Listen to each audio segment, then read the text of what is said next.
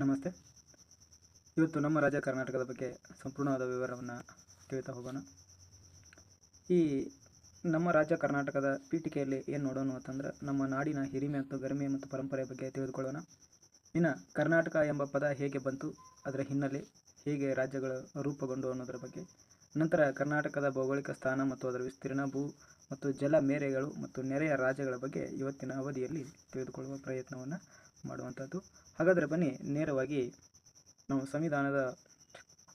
ಕರ್ನಾಟಕ ಎಂಬ ಪದ ಹೇಗೆ ಬಂತು ಅನ್ನೋದು ನೋಡ್ರಿ. ಕರ್ನಾಟಕ ಎಂಬ ಹೆಸರು ಪ್ರಾಚೀನ ಕಾಲದಿಂದಲೂ ಬಳಕೆಯಲ್ಲಿದೆ. ಇದನ್ನು ಕರುನಾಡು ಅಥವಾ ಎಂದರೆ ಕಪ್ಪು ಮಣ್ಣಿನ ನಾಡು ಎಂದು ಕರೆಯಲಾಗುತ್ತದೆ.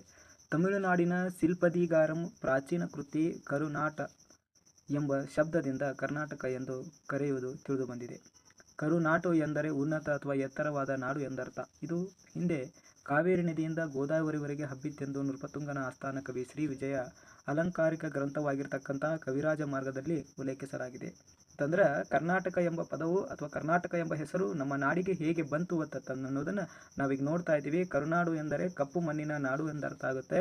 ಇದು ಎಲ್ಲಿ ಪ್ರಪ್ರಥಮ ಬಾರಿಗೆ ಬಳಸಲಾಯಿತು ಅಂತಂದರೆ ಸಿಲ್ಪದಿಗಾರಂ ಎಂಬ ಪ್ರಾಚೀನ ಕೃತಿಯಲ್ಲಿ ಕರ್ನಾಟ ಎಂಬ ಶಬ್ದವನ್ನು ಮೊದಲಿಗೆ ಬಳಕೆಯಾಗಿರುವುದನ್ನು ನಾವು ನೋಡ್ತೀವಿ. ಅದೇ ರೀತಿಯಾಗಿರ್ತಕ್ಕಂಥ ನೃಪತುಂಗನ ಆಸ್ಥಾನದ ಕವಿ ಶ್ರೀ ವಿಜಯ ಅಲಂಕಾರಿಕ ಗ್ರಂಥವಾಗಿರ್ತಕ್ಕಂಥ ಕವಿರಾಜ ಮಾರ್ಗದಲ್ಲಿ ಉಲ್ಲೇಖ ಮಾಡಿರುವುದನ್ನು ನಾವು ನೋಡ್ತೀವಿ.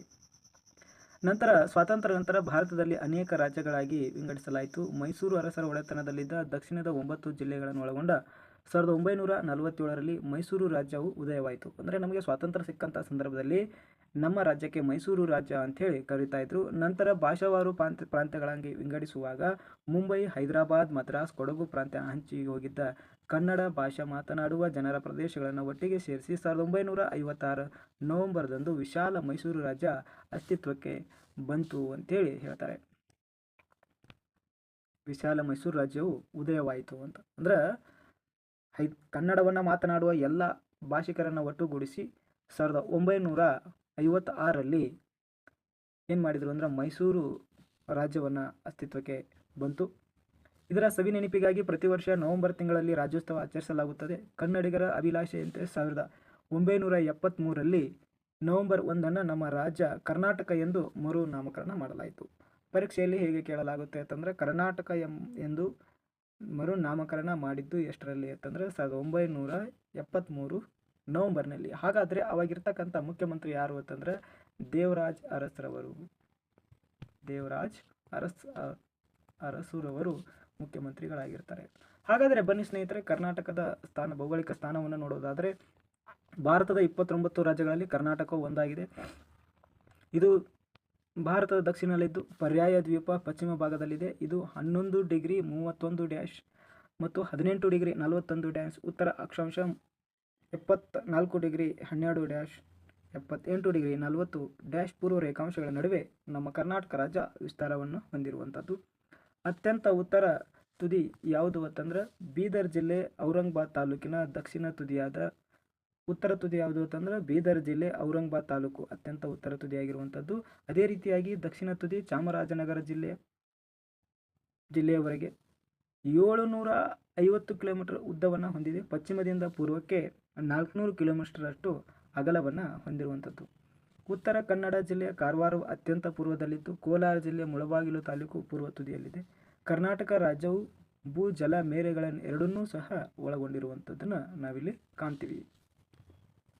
ಇನ್ನು ಪಶ್ಚಿಮಕ್ಕೆ ಅರಬ್ಬಿ ಸಮುದ್ರವಿದ್ದು ಉತ್ತರಕ್ಕೆ ಮಹಾರಾಷ್ಟ್ರ, ಪೂರ್ವಕ್ಕೆ ಆಂಧ್ರ ಪ್ರದೇಶ, ದಕ್ಷಿಣ ಮತ್ತು ಆಗ್ನೇಯಕ್ಕೆ ತಮಿಳುನಾಡು, ನೈಋತ್ಯಕ್ಕೆ ಕೇರಳ, ವಾಯುವ್ಯಕ್ಕೆ ಗೋವಾ ರಾಜ್ಯಗಳ ಮೇರೆಗಳಾಗಿವೆ. ಆಕಾರದಲ್ಲಿ ಕರ್ನಾಟಕವು ಗೋಡಂಬಿಯನ್ನು ಹೋಲುತ್ತದೆ. ಪ್ರಶ್ನೆ ಹೀಗೆ ಕೇಳ್ತಾರೆ, ಆಕಾರದಲ್ಲಿ ಕರ್ನಾಟಕವು ಹೇಗೆ ಕಾಣುತ್ತದೆ ಅಂತ ಕೇಳಿದ್ರೆ ಕೆಳಗಡೆ ಗೋಧಿ ಹೀಗೆ ಕೊಡ್ತಾರೆ, ಅಲ್ಲಿ ಗೋಡಂಬಿ ಅಂತಕ್ಕಂಥ ಆಪ್ಷನ್ಸನ್ನು ನಾವು ರೈಟ್ ಮಾಡಬೇಕಾಗುತ್ತೆ.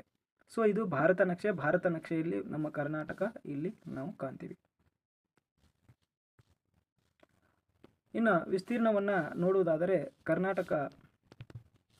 ಕರ್ನಾಟಕ ರಾಜ್ಯವು 1,91,791 ಚದರ ಕಿಲೋಮೀಟರನ್ನು ಹೊಂದಿರುವಂಥದ್ದು.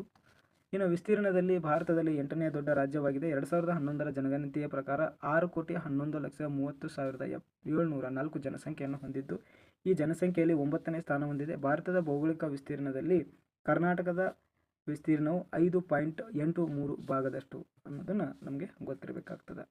ಇಲ್ಲಿ ನೋಡಿ ಸ್ನೇಹಿತರೆ, ಇದು ಕರ್ನಾಟಕದ ಮ್ಯಾಪು. ಇಲ್ಲಿ ಬೀದರ್ ಜಿಲ್ಲೆ, ಗುಲ್ಬರ್ಗ, ಅವಾಗಲೇ ಹೇಳಿದ ಉತ್ತರ ತುದಿ ಬೀದರ್ ಔರಂಗಾಬಾದ್ ತಾಲೂಕು, ದಕ್ಷಿಣ ತುದಿ ಚಾಮರಾಜನಗರ, ಪೂರ್ವಕ್ಕೆ ಬಂದರೆ ಕೋಲಾರದ ಮುಳುಬಾಗಿಲಾಗಿರುವಂಥದ್ದು, ಇನ್ನು ಪಶ್ಚಿಮಕ್ಕೆ ಬಂದರೆ ಕಾರವಾರ ಉತ್ತರ ಕನ್ನಡದಲ್ಲಿ ಬರುವಂಥದ್ದನ್ನು ನಾವು ನೋಡ್ತೀವಿ. ಅದೇ ರೀತಿಯಾಗಿ 2011ರಂತೆ ನಮ್ಮ ರಾಜ್ಯದಲ್ಲಿ 30 ಜಿಲ್ಲೆಗಳಿವೆ. ಈಗ 31ನೇ ಜಿಲ್ಲೆ ಯಾವುದು? ವಿಜಯನಗರ.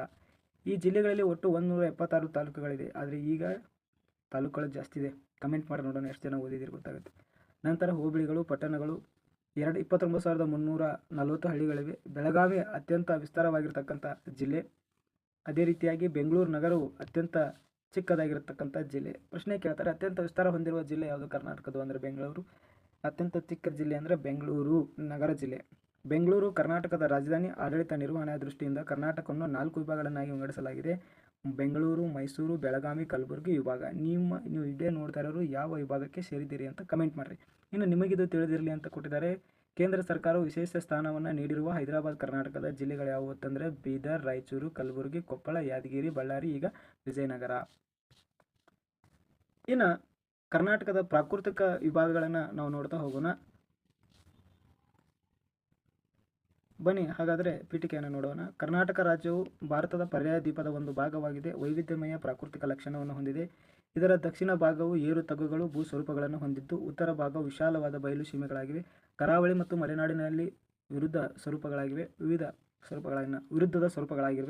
ಪೂರ್ವ ಭಾಗದ ಕಡೆಗೆ ಸಾಧಾರಣ ಇಳಿಜಾರು, ಪಶ್ಚಿಮದ ಕಡೆಗೆ ಕಡಿದಾದ ಇಳಿಜಾರು, ಅಲ್ಲಲ್ಲಿ ಬೆಟ್ಟು ಸಾಲುಗಳ ನಡುವೆ ಕಣಿವೆ ಕಂದಕಗಳು ಕಂಡುಬರುತ್ತವೆ. ರಾಜ್ಯದ ಬಹಳಷ್ಟು ಭಾಗವು ಸಮುದ್ರ ಮಟ್ಟಕ್ಕೆ 450ರಿಂದ 900 ಮೀಟರ್ ಎತ್ತರದಲ್ಲಿದೆ. ಕೆಲವು ಭಾಗದಲ್ಲಿ 1800 ಮೀಟರ್ವರೆಗೂ ಹೆಚ್ಚು ಎತ್ತರವನ್ನು ಹೊಂದಿರುವಂಥದ್ದು. ಭೂರಚನೆ ಮತ್ತು ಮೇಲ್ಮೈ ಲಕ್ಷಣಗಳನ್ನು ಆಧರಿಸಿ ಕರ್ನಾಟಕವನ್ನು 3 ಪ್ರಮುಖ ಪ್ರಾಕೃತಿಕ ವಿಭಾಗಗಳನ್ನಾಗಿ ವಿಂಗಡಿಸಲಾಗುತ್ತದೆ. ಕರಾವಳಿ ಮೈದಾನ, ಮಲೆನಾಡು ಮೈದಾನ ಪ್ರದೇಶ. ಹಾಗಾದರೆ ಮೊದಲನೇದನ್ನು ನೋಡೋದಾದರೆ ಕರಾವಳಿ ಮೈದಾನ. ಭಾಷಾವಾರು ಪ್ರಾಂತ್ಯಗಳ ವಿಂಗಡಣೆಯ ಫಲವಾಗಿ ಕರ್ನಾಟಕ ರಾಜ್ಯಕ್ಕೆ ಸಮುದ್ರ ತೀರ ಹಾಗೂ ಕರಾವಳಿ ಮೈದಾನ ಲಭ್ಯವಾಯಿತು. ಈ ಪ್ರಾಕೃತಿಕ ವಿಭಾಗವು ಅರಬ್ಬಿ ಸಮುದ್ರ, ಮಲೆನಾಡುಗಳ ಮಧ್ಯೆ ವಿಸ್ತರಿಸಿದೆ. ಇದು ದಕ್ಷಿಣ ಮಂಗಳೂರಿನಿಂದ ಉತ್ತರದ ಕಾರವಾರವರೆಗೆ 320 ಕಿಲೋಮೀಟರ್ ಉದ್ದ ಹಾಗೂ 64 ಕಿಲೋಮೀಟರ್ ಅಗಲವನ್ನು ಹೊಂದಿರುವಂಥದ್ದು. ಈಗ ನಾವು ನೋಡ್ತೀವಪ್ಪ,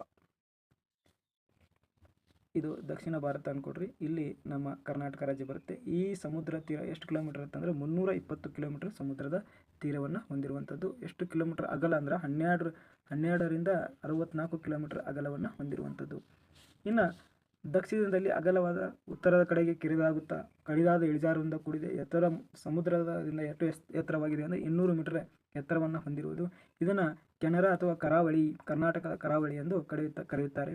ಕಡಲ ಕೊರೆತದಿಂದ ರಚಿತವಾಗಿರತಕ್ಕಂಥ ಈ ಕರಾವಳಿ ಮೂಲಕ ಹಲವಾರು ನದಿಗಳು ರಭಸದಿಂದ ಹರಿಯುತ್ತವೆ. ಅವು ವಿಶಾಲವಾಗಿರತಕ್ಕಂಥ ನದಿ ಮುಖಜ ಭೂಮಿಯನ್ನು ನಿರ್ಮಿಸಲಾರವು ಅಂತ ಕೊಟ್ಟಿದ್ದಾರೆ. ಯಾಕಂತಂದ್ರೆ ಅಲ್ಲಿ ತೆಗ್ಗುಗಳು ಜಾಸ್ತಿ ಇರುವುದರಿಂದ. ಇನ್ನು ಕರಾವಳಿ ಉದ್ದಕ್ಕೂ ಅನೇಕ ಬಂದರುಗಳಿವೆ. ಅವುಗಳಲ್ಲಿ ನವಮಂಗಳೂರು ಬಂದರ ಕರ್ನಾಟಕದ ಅತ್ಯಂತ ದೊಡ್ಡ ಬಂದರವಾಗಿದೆ.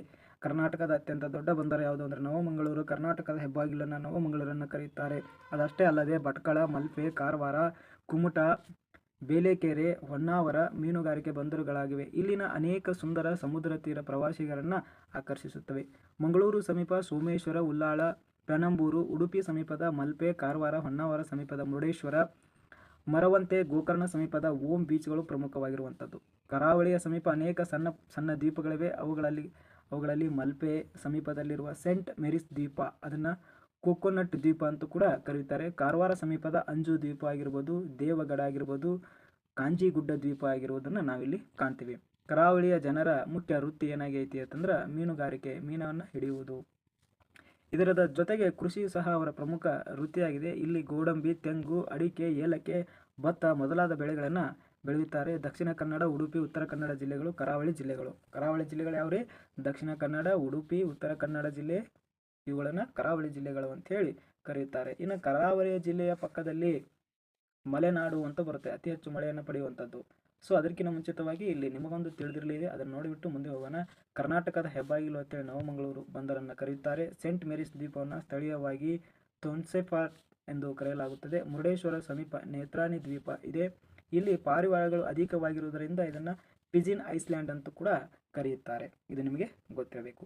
ಇನ್ನು ಮಲೆನಾಡದ ಬಗ್ಗೆ ತಿಳಿದುಕೊಳ್ಳುವುದಾದರೆ ನಮ್ಮ ರಾಜ್ಯದ ಪಶ್ಚಿಮ ಘಟ್ಟಗಳೇ ಮಲೆನಾಡು ಎನ್ನುವರು. ಇದನ್ನೇ ಸಹ್ಯಾದ್ರಿ ಬೆಟ್ಟಗಳಂತೂ ಕೂಡ ಕರೆಯುತ್ತಾರೆ. ಮಲೆನಾಡು ಕರಾವಳಿಗೆ ಸಮಾಂತರವಾಗಿ ಹಬ್ಬಿವೆ. ಪಶ್ಚಿಮ ಭಾಗವು ಕಡಿದಾದ ಇಳಿಜಾರನ್ನು ಹೊಂದಿದ್ದು ಪೂರ್ವದ ಕಡೆಗೆ ಹೋದಂತೆ ನಿಧಾನವಾಗಿ ಹಂತ ಹಂತವಾಗಿ ಇಳಿಜಾರಾಗುತ್ತಾ ಹೋಗುತ್ತದೆ. ಆದುದರಿಂದಲೇ ಪಶ್ಚಿಮ ಘಟ್ಟಗಳೆಂದು ಕರೆಯುತ್ತಾರೆ.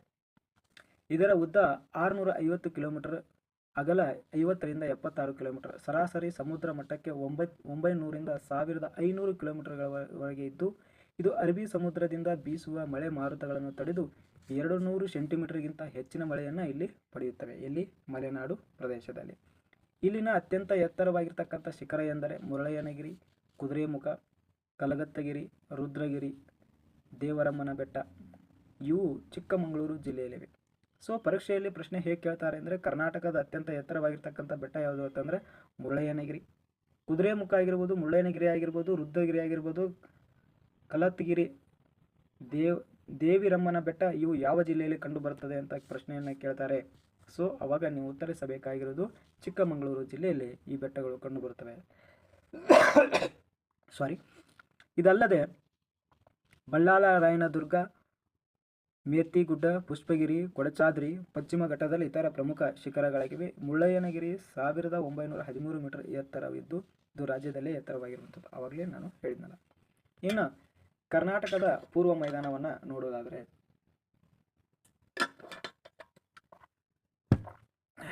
ಕರ್ನಾಟಕದ ಪೂರ್ವ ಮೈದಾನ ನೋಡೋಣ. ಅದಕ್ಕಿಂತ ಮುಂಚಿತವಾಗಿ ಇಲ್ಲಿ ನಮ್ಮ ಕರ್ನಾಟಕದ ಮ್ಯಾಪನ್ನು ನಾವು ನೋಡೋದಾದರೆ ನೋಡೋಣ. ಒಂದು ನಿಮಿಷ, ಒಂದು ಸೆಕೆಂಡ್ ತಗೋರಿ, ಮತ್ತೊಂದು ನಿಮಿಷ ಬೇಡ. ನೋಡಿ ಸ್ನೇಹಿತರೆ, ಇಲ್ಲಿ ಕರ್ನಾಟಕದಲ್ಲಿ ಈ ಭಾಗ ಇದೆಯಲ್ಲ, ಈ ಭಾಗ ಇದು ಕರಾವಳಿ ಭಾಗವಾಗಿರುವಂಥದ್ದು. ಈ ಭಾಗ ಏನಿದೆಯಲ್ಲ ಇದು ಮಲೆನಾಡು. ಈ ಮಲೆನಾಡು ಇದು ಉತ್ತರ ಮೈದಾನ. ಈ ರೀತಿ ಮಾರ್ಕ್ ಇರುವಂಥದ್ದು. ಕೆಳಗಡೆ ಬಂದರೆ ಇದು ದಕ್ಷಿಣ ಮೈದಾನವಾಗಿರುವಂಥದ್ದು. ಹೌದಾ? ಇಲ್ಲಿ ಮಲೆನಾಡು ನೋಡ್ರಿ, ಇದು ಎಲ್ಲ ಮಲೆನಾಡು. ಇದು ಕರಾವಳಿ. ಈ ಭಾಗ ಕರಾವಳಿ. ಓಕೆ ಸ್ನೇಹಿತರೆ, ಬನ್ನಿ ಈಗ ಮುಂದುವರಿಯೋಣ. ಇನ್ನು ಕರ್ನಾಟಕದ ಪೂರ್ವ ಮೈದಾನದಿಂದ ಪಶ್ಚಿಮ ಘಟ್ಟಗಳನ್ನು ದಾಟಿ ಕರಾವಳಿ ಮೈದಾನಕ್ಕೆ ಹೋಗುವ ಮಾರ್ಗದಲ್ಲಿ ಪರ್ವತ ಘಾಟ ಮತ್ತು ಘಟ್ಟ ಮಾರ್ಗಗಳು ಪ್ರಮುಖವಾಗಿರುವಂಥದ್ದು. ಪ್ರಮುಖ ಘಟ್ಟ ಮಾರ್ಗಗಳೆಂದರೆ ಚಾರ್ಮುಡಿ ಘಾಟ್ ಮಂಗಳೂರು ಮತ್ತು ಚಿಕ್ಕಮಗಳೂರು ನಡುವೆ ಸಂಪರ್ಕವನ್ನು ಕಲ್ಪಿಸುವಂಥದ್ದು, ಸಿರಾಡಿ ಘಾಟ್ ಹಾಸನ, ಸಕಲೇಶಪುರ, ಮಂಗಳೂರು ನಡುವಿನ ಸಂಪರ್ಕವನ್ನು ಕಲ್ಪಿಸುವಂಥದ್ದು, ಆಗುಂಬೆ ಶಿವಮೊಗ್ಗ ಮತ್ತು ಉಡುಪಿ ನಡುವೆ ಸಂಪರ್ಕವನ್ನು ಕಲ್ಪಿಸುವಂಥದ್ದು, ಹುಲಿಕಲ್ ಶಿವಮೊಗ್ಗ ಮತ್ತು ಕುಂದಾಪುರ ನಡುವೆ ಸಂಪರ್ಕವನ್ನು ಕಲ್ಪಿಸುವಂಥದ್ದು. ನಿಮ್ಗೆ ಗೊತ್ತಿರಲಿ, ಪರೀಕ್ಷೆಗೆ ಇವನು ಕೇಳ್ತಾನೆ. ಚಾರ್ಮುಡಿ ಘಾಟ್ ಯಾವ ಮಾರ್ಗ ಅಂದರೆ ಮಂಗಳೂರು ಟು ಚಿಕ್ಕಮಗಳೂರು ನಡುವೆ, ಸಿರಾಡಿ ಘಾಟ್ ಹಾಸನ, ಸಕಲೇಶಪುರ, ಮಂಗಳೂರು ನಡುವೆ ಸಂಪರ್ಕ, ಆಗುಂಬೆ ಶಿವಮೊಗ್ಗ ಮತ್ತು ಉಡುಪಿಯ ನಡುವೆ, ಹುಲಿಕಲ್ ಘಾಟ್ ಶಿವಮೊಗ್ಗ ಮತ್ತು ಕುಂದಾಪುರ ನಡುವೆ ಸಂಪರ್ಕವನ್ನು ಕಲ್ಪಿಸುವಂಥದ್ದು. ಅಷ್ಟೇ ಅಲ್ಲದೆ ಮಲೆನಾಡು ಅಧಿಕ ಮಳೆಯನ್ನು ಪಡೆಯುವುದರಿಂದ ನಿತ್ಯ ಹರಿದ್ವರ್ಣದ ಅರಣ್ಯಗಳಿಂದ ಕೂಡಿದ ಮನೋಹರ ತಾಣವನ್ನು ಹೊಂದಿದ್ದ ಇದು ಕರ್ನಾಟಕದ ಹಲವು ನದಿಗಳಿಗೆ ಉಗಮ ಸ್ಥಾನವನ್ನು ಹೊಂದಿರುವಂಥದ್ದು. ಇಲ್ಲಿಂದ ಕಡಿದಾದ ಇಳಿಜಾರು ರಭಸದಿಂದ ಹರಿಯುತ್ತಾ ಅನೇಕ ಜಲಪಾತಗಳನ್ನು ನಿರ್ಮಿಸಿದೆ. ಅವುಗಳಲ್ಲಿ ಭಾರತದಲ್ಲೇ ಎತ್ತರವಾಗಿರ್ತಕ್ಕಂಥ ಜೋಗ್ ಜಲಪಾತ. ನೋಡ್ರಿ, ಭಾರತದಲ್ಲಿ ಅತಿ ಎತ್ತರವಾಗಿರ್ತಕ್ಕಂಥ ಜಲಪಾತ ಯಾವುದು ಅಂದರೆ ಜೋಗ್ ಜಲಪಾತ. ನಂತರ ಉಚ್ಚಳ್ಳಿ ಆಗಿರ್ಬೋದು, ಮಾಗೋಡು ಆಗಿರುವುದು, ಗೋಕಾಕ, ಶಿವನ ಸಮುದ್ರ, ಅಬ್ಬೆ ಜಲಪಾತ ಪ್ರಮುಖವಾಗಿರುವಂಥ ಜಲಪಾತಗಳನ್ನು ನಾವು ಕಾಣ್ತೀವಿ. ಜೊತೆಗೆ ಕಣಿವೆ ಮತ್ತು ಖಂದಕಗಳನ್ನು ನಿರ್ಮಿಸಿದೆ. ಇಲ್ಲಿ ಕಾಫಿ, ಚಹಾ, ರಬ್ಬರ್, ಸಾಂಬಾರ್ ಪದಾರ್ಥಗಳನ್ನು ಹೇರಳವಾಗಿ ಬೆಳೆಯಲಾಗುತ್ತದೆ. ಇಲ್ಲಿ ಮಲೆನಾಡಿನಲ್ಲಿ. ಹೌದ್ರಿ, ಅಧಿಕ ಕಾಫಿಯನ್ನು ಬೆಳೆಯುವುದರಿಂದ ಚಿಕ್ಕಮಗಳೂರನ್ನು ಕಾಫಿ ನಾಡು ಅಂತೇಳಿ ಕರೀತಾರೆ. ಕಾಫಿ ನಾಡು ಅಂದ್ರೆ ಯಾವ ಜಿಲ್ಲೆಯನ್ನು ಕರೀತಾರೆ? ಚಿಕ್ಕಮಗಳೂರನ್ನು. ಕೊಡಗು ಜಿಲ್ಲೆ ತಂಪಾಗಿ ವಾತಾವರಣ ಇರುವುದರಿಂದ ಕರ್ನಾಟಕದ ಕಾಶ್ಮೀರ ಎಂದು ಕರೆಯುತ್ತಾರೆ. ಕೊಡಗು ಜಿಲ್ಲೆಯನ್ನು ಏನಂತ ಕರೀತಾರೆ? ಕರ್ನಾಟಕದ ಕಾಶ್ಮೀರ ಅಂತ ಕರೀತಾರೆ. ಅಲ್ಲಿ ಕಿತ್ತಳೆ ಹಣ್ಣು ಹೆಚ್ಚಾಗಿ ಬೆಳೆಯುವುದರಿಂದ ಕಿತ್ತಳೆ ನಾಡು ಅಂತಲೂ ಕೂಡ ಕರೆಯುತ್ತಾರೆ. ಕೊಡಗನ್ನು ಕಿತ್ತಳೆ ನಾಡು ಅಂತಲೂ ಕೂಡ ಕರೆಯುತ್ತಾರೆ. ಇಂದು ಮಲೆನಾಡು ಪ್ರದೇಶದಲ್ಲಿ ಜೀವ ವೈವಿಧ್ಯತೆ ವಲಯ ಎಂದು ಗುರುತಿಸಿ ರಕ್ಷಿಸಲಾಗುತ್ತದೆ. ಹಾಸನ, ಕೊಡಗು, ಶಿವಮೊಗ್ಗ, ಚಿಕ್ಕಮಗಳೂರು ಮಲೆನಾಡು ಜಿಲ್ಲೆಗಳು. ಮಲೆನಾಡು ಜಿಲ್ಲೆಗಳು ಯಾವುವು ಅಂತ ಕೇಳ್ತಾರೆ. ಹಾಸನ, ಕೊಡಗು, ಶಿವಮೊಗ್ಗ, ಚಿಕ್ಕಮಗಳೂರು ಇವುಗಳಿಗೆ ಮಲೆನಾಡು ಜಿಲ್ಲೆಗಳು ಅಂತ ಕರೀತಾರೆ. ಇನ್ನು ಇಲ್ಲೊಂದು ಪಾಯಿಂಟ್ ಇದೆ ನೋಡಿ, ನಿಮಗಿದು ತಿಳಿದಿರಲಿ ಅಂತ. ಬಾಬಾ ಬುಡನಗಿರಿಯಲ್ಲಿ ಮತ್ತೊಂದು ಹೆಸರು, ಬಾಬಾ ಬುಡನಗಿರಿಯ ಮತ್ತೊಂದು ಹೆಸರು ಏನಂದರೆ ಚಂದ್ರಡ್ರೋನ ಬೆಟ್ಟ ಅಂತ ಕರೀತಾರೆ. ನಮಗೆ ಅರ್ಥ ಆಯಿತು ಅಂತ ಭಾವಿಸ್ತಾ ನೆಕ್ಸ್ಟ್ ಮುಂದೆ ಹೋಗೋಣ. ಇನ್ನು ಮೈದಾನಗಳು ಅಂತ ಬರ್ತದೆ. ಮಲೆನಾಡಿನ ಪೂರ್ವದ ದಿಕ್ಕಿನಲ್ಲಿ ವಿಶಾಲ ಮೈದಾನ ಇದ್ದು ಸರಾಸರಿ 450 ರಿಂದ 760 ಮೀಟರ್ ಎತ್ತರದಲ್ಲಿದ್ದು ಇದು ಕೃಷ್ಣ, ತುಂಗಭದ್ರಾ, ಕಾವೇರಿ ಜಲಾನಯನ ಪ್ರದೇಶಗಳನ್ನು ಹೊಂದಿದ್ದು ಇಲ್ಲಿ ಅನೇಕ ಕಡೆ ಬೆಟ್ಟಗಳು ಸಾಲು ಸಾಲುಗಳು ಕಂಡುಬರುತ್ತವೆ. ಇವು ಪೂರ್ವದ ಕಡೆಗೆ ಇಳಿಜಾರು ಹೊಂದಿದ್ದು ಉತ್ತರದ ದಕ್ಷಿಣಕ್ಕೆ ಎತ್ತರ ಹೆಚ್ಚಾಗುತ್ತದೆ. ಇದನ್ನು 2 ಭಾಗಗಳಾಗಿ ವಿಂಗಡಿಸಲಾಗುತ್ತದೆ, ಅದು ಉತ್ತರ ಮೈದಾನ ಮತ್ತು ದಕ್ಷಿಣ ಮೈದಾನ. ಈಗ ಪರೀಕ್ಷೆಯಲ್ಲಿ ಯಾವ ರೀತಿ ಈ ಒಂದು ಪಾಯಿಂಟ್ ಆಫ್ ಅಲ್ಲಿ ಹೇಗೆ ಪ್ರಶ್ನೆ ಬರುತ್ತೆ ಅಂತ ನಿಮಗೆ ಕೇಳೋದಾದರೆ, ಈಗ ಪ್ರಶ್ನೆ ಕೇಳ್ಬಿಡ್ತಾನೆ ನೋಡ್ರಿ. ಉತ್ತರದ ಮೈದಾನ ಈ ಕೆಳಗಿನ ಹೇಳಿಕೆಯನ್ನು ಒಳಗೊಂಡಿದೆ ಅಂತ ಕೊಡ್ತಾನೆ. ಏನಂತ ಕೊಡ್ತಾನೆ? ಉತ್ತರದ ಮೈದಾನದಲ್ಲಿ ಕೃಷ್ಣ, ತುಂಗಭದ್ರಾ ಜಲಾನಯನ ಪ್ರದೇಶವನ್ನು ಹೊಂದಿದ್ದು. 2ನೇ ಪಾಯಿಂಟ್ ಕೊಡ್ತಾನೆ, ಇಲ್ಲಿ ಅನೇಕ ಬೆಟ್ಟ ಗುಡ್ಡಗಳ ಸಾಲನ್ನು ಕಂಡು ಬರುತ್ತವೆ. ಇನ್ನು 3ನೇ ಪಾಯಿಂಟ್ ಕೊಡ್ತಾನೆ, ಪೂರ್ವದ ಕಡೆಗೆ ಇಳಿಜಾರನ್ನು ಹೊಂದಿದೆ ಅಂತ ಕೊಡ್ತಾನೆ. ಇಲ್ಲಿ ಮೇಲಿನ 1 ಮತ್ತು 2 ಸರಿ, ಮೇಲಿನ 1 2 ಸರಿ, ಮೇಲಿನ 1 2 3 ತಪ್ಪು, 1 2 ಮಾತ್ರ ಸರಿ ಅಂತ ಕೊಡ್ತಾನೆ. ಅಲ್ಲಿ ಮೇಲಿನ ಎಲ್ಲವುಗಳು ಸರಿಯಾಗಿರುವಂಥದ್ದು. ಈ ರೀತಿಯಾಗಿರ್ತಕ್ಕಂಥ ಪ್ರಶ್ನೆ ಕೇಳುವಂಥ ಸಾಧ್ಯತೆ ಹೆಚ್ಚಾಗಿರೋದ್ರಿಂದ ನಾವು ಸಂಪೂರ್ಣವಾಗಿ ತಿಳಿದುಕೊಳ್ಳುವ ಪ್ರಯತ್ನವನ್ನು ಮಾಡೋಣ. ಅರ್ಥ ಆಯ್ತು ರೀ? ಪ್ರಶ್ನೆ ಹೇಗೆ ಕೇಳ್ತಾನೆ ಅಂತ ಗೊತ್ತಾಯ್ತಾ? ಇನ್ನು ಉತ್ತರದ ಮೈದಾನ ಮತ್ತು ದಕ್ಷಿಣದ ಮೈದಾನ ಬಗ್ಗೆ ನೋಡೋಣ. ಇನ್ನು ಉತ್ತರದ ಮೈದಾನ ನೋಡ್ರಿ, ಇದು ಕಪ್ಪು ಮಣ್ಣಿನಿಂದ ಕೂಡಿದ ಬಯಲು ಪ್ರದೇಶ, ವಿಸ್ತಾರವಾಗಿರುವ ಪ್ರಸ್ಥಭೂಮಿಯಾಗಿದೆ. ಸಮುದ್ರ ಮಟ್ಟದಿಂದ 365 ರಿಂದ 610 ಕಿಲೋಮೀಟರ್ ಅಷ್ಟು ಎತ್ತರವನ್ನು ಹೊಂದಿದೆ. ಅಲ್ಲಲ್ಲಿ ಬೆಟ್ಟಗುಡ್ಡಗಳು ಕಂಡುಬರುತ್ತದೆ. ನರಗುಂದ ಬೆಟ್ಟ ಆಗಿರ್ಬೋದು, ಪರಿಸರ ಗುಡ್ಡ ಆಗಿರ್ಬೋದು, ಇಳಕಲ ಗುಡ್ಡ ಇಲ್ಲಿ ಪ್ರಮುಖವಾಗಿರುವಂಥದ್ದು. ಸವದತ್ತಿ, ಬಾದಾಮಿ ಪೂರ್ವದಲ್ಲಿ ಸುಣ್ಣಕಲ್ಲಿನ ಕೆಲವು ಭಾಗಗಳ ಸ್ತರಭಂಗಗಳಿಂದ ಕೂಡಿದೆ. ಏರಿಳಿತ ಭೂ ಸ್ವರೂಪಗಳು ಕಾರಣವಾಗಿದೆ. 62 ಮೀಟರ್ಗಿಂತ ಧುಮುಕುವ ಘಟಪ್ರಭಾ ನದಿಗೆ ಗೋಕಾಕ್ದಲ್ಲಿ ಜಲಪಾತವನ್ನು ನಿರ್ಮಿಸಿರುವಂಥದ್ದು. ಗೋಕಾಕ್ ಜಲಪಾತ ಯಾವ ನದಿಗೆ ನಿರ್ಮಿಸಿದೆ ಅಂತ ಕೇಳಿದರೆ ಘಟಪ್ರಭಾ ನದಿ. ಇದು ನಿಮಗೆ ಗೊತ್ತಿರಲಿ. ಇದಲ್ಲದೆ ಛಾಯಾ ಭಗವತಿ ಆಗಿರ್ಬೋದು, ಸ್ವಲಗ ಆಗಿರ್ಬೋದು ಜಲಪಾತಗಳು ಉತ್ತರ ಮೈದಾನದಲ್ಲಿ ಕಂಡುಬರುತ್ತವೆ. ಬೀದರ್, ವಿಜಯಪುರ, ಕಲಬುರಗಿ, ಯಾದಗಿರಿ, ಗದಗ, ಕೊಪ್ಪಳ, ರಾಯಚೂರು, ಬಳ್ಳಾರಿ, ಹಾವೇರಿ, ಬಾಗಲಕೋಟೆ ಜಿಲ್ಲೆ ಹಾಗೂ ಧಾರವಾಡ, ಬೆಳಗಾವಿ ಕೆಲ ಭಾಗಗಳು ಉತ್ತರ ಮೈದಾನದಲ್ಲಿ ಬರುವಂಥದ್ದು. ಬೇಸಿಗೆಯಲ್ಲಿ ಅಧಿಕ ಉಷ್ಣಾಂಶ ಇರುವುದರಿಂದ ಇದನ್ನು ಬಿಸಿಲು ನಾಡು ಅಂತೇಳಿ ಕರೀತಾರೆ. ಉತ್ತರ ಮೈದಾನವನ್ನು ಬಿಸಿಲು ನಾಡು ಅಂತಲೂ ಕೂಡ ಕರೆಯುತ್ತಾರೆ. ಈ ಭಾಗದಲ್ಲಿ ವನ ಬೇಸಾಯ ಬೆಳೆಗಳಾದ ಜೋಳ, ಸಜ್ಜೆ, ಶೇಂಗಾ, ಹತ್ತಿ ಬೆಳೆಗಳನ್ನು ಇಲ್ಲಿ ಬೆಳೆಯುವಂಥದ್ದನ್ನು ನಾವು ಕಾಣ್ತೀವಿ. ಇನ್ನು ದಕ್ಷಿಣದ ಮೈದಾನವನ್ನು ನೋಡುವುದಾದರೆ, ಇದು ಉತ್ತರದಲ್ಲಿ ತುಂಗಭದ್ರಾ ನದಿಯ ಪಾತ್ರದಿಂದ ದಕ್ಷಿಣದ ಚಾಮರಾಜ ಜಿಲ್ಲೆಯವರೆಗೆ ಹಬ್ಬಿರುವಂಥದ್ದು. ಇದು ಬಹಳಷ್ಟು ಕೆಂಪು ಮಣ್ಣಿನಿಂದ ಕೂಡಿರುವ ಪ್ರಸ್ಥಭೂಮಿ. ಉತ್ತರ ಮೈದಾನ ಕಪ್ಪು ಮಣ್ಣಿನಿಂದ ಕೂಡಿರುವಂಥದ್ದು, ದಕ್ಷಿಣ ಮೈದಾನ ಕೆಂಪು ಮಣ್ಣಿನಿಂದ ಕೂಡಿರುವಂಥದ್ದು. ಈ ಪ್ರದೇಶವು ಏರಿಳಿತ ತಗ್ಗಿನಿಂದ ಕೂಡಿದ್ದು 900 ರಿಂದ 975 ಮೀಟರ್ ಎತ್ತರವುಳ್ಳ ಉತ್ತರ ಮೈದಾನಕ್ಕಿಂತ ಎತ್ತರವಾಗಿದ್ದು ಪೂರ್ವ ಕಡೆಗೆ ಇಳಿಜಾರಾಗಿದೆ. ನೋಡ್ರಿ, ಯಾವ ಕಡೆ ಇಳಿಜಾರಾಗಿದೆ ಇದು ಗೊತ್ತಿರ್ಬೇಕು ನಮಗೆ. ಇದು ಅನೇಕ ಬೆಟ್ಟಗಳಿಂದ ಕೂಡ ಇಲ್ಲಿ ಕಾಣ್ತೀವಿ. ನೋಡ್ರಿ, ಮಧುಗಿರಿಯ ಏಕಶಿಲಾ ಬೆಟ್ಟ ಇದು ದಕ್ಷಿಣ ಏಷ್ಯಾದ ಅತ್ಯಂತ ಎತ್ತರವಾಗಿರ್ತಕ್ಕಂಥ ಏಕಶಿಲಾ ಬೆಟ್ಟವಾಗಿರುವಂಥ. ಇದು ಮುರುಳಯ್ಯನಗಿರಿ ಕರ್ನಾಟಕದ ಅತ್ಯಂತ ಎತ್ತರವಾಗಿರುವಂಥ ಬೆಟ್ಟವನ್ನು ನೀವು ಇಲ್ಲಿ ಕಾಣ್ತಾ ಇದ್ದೀರಿ.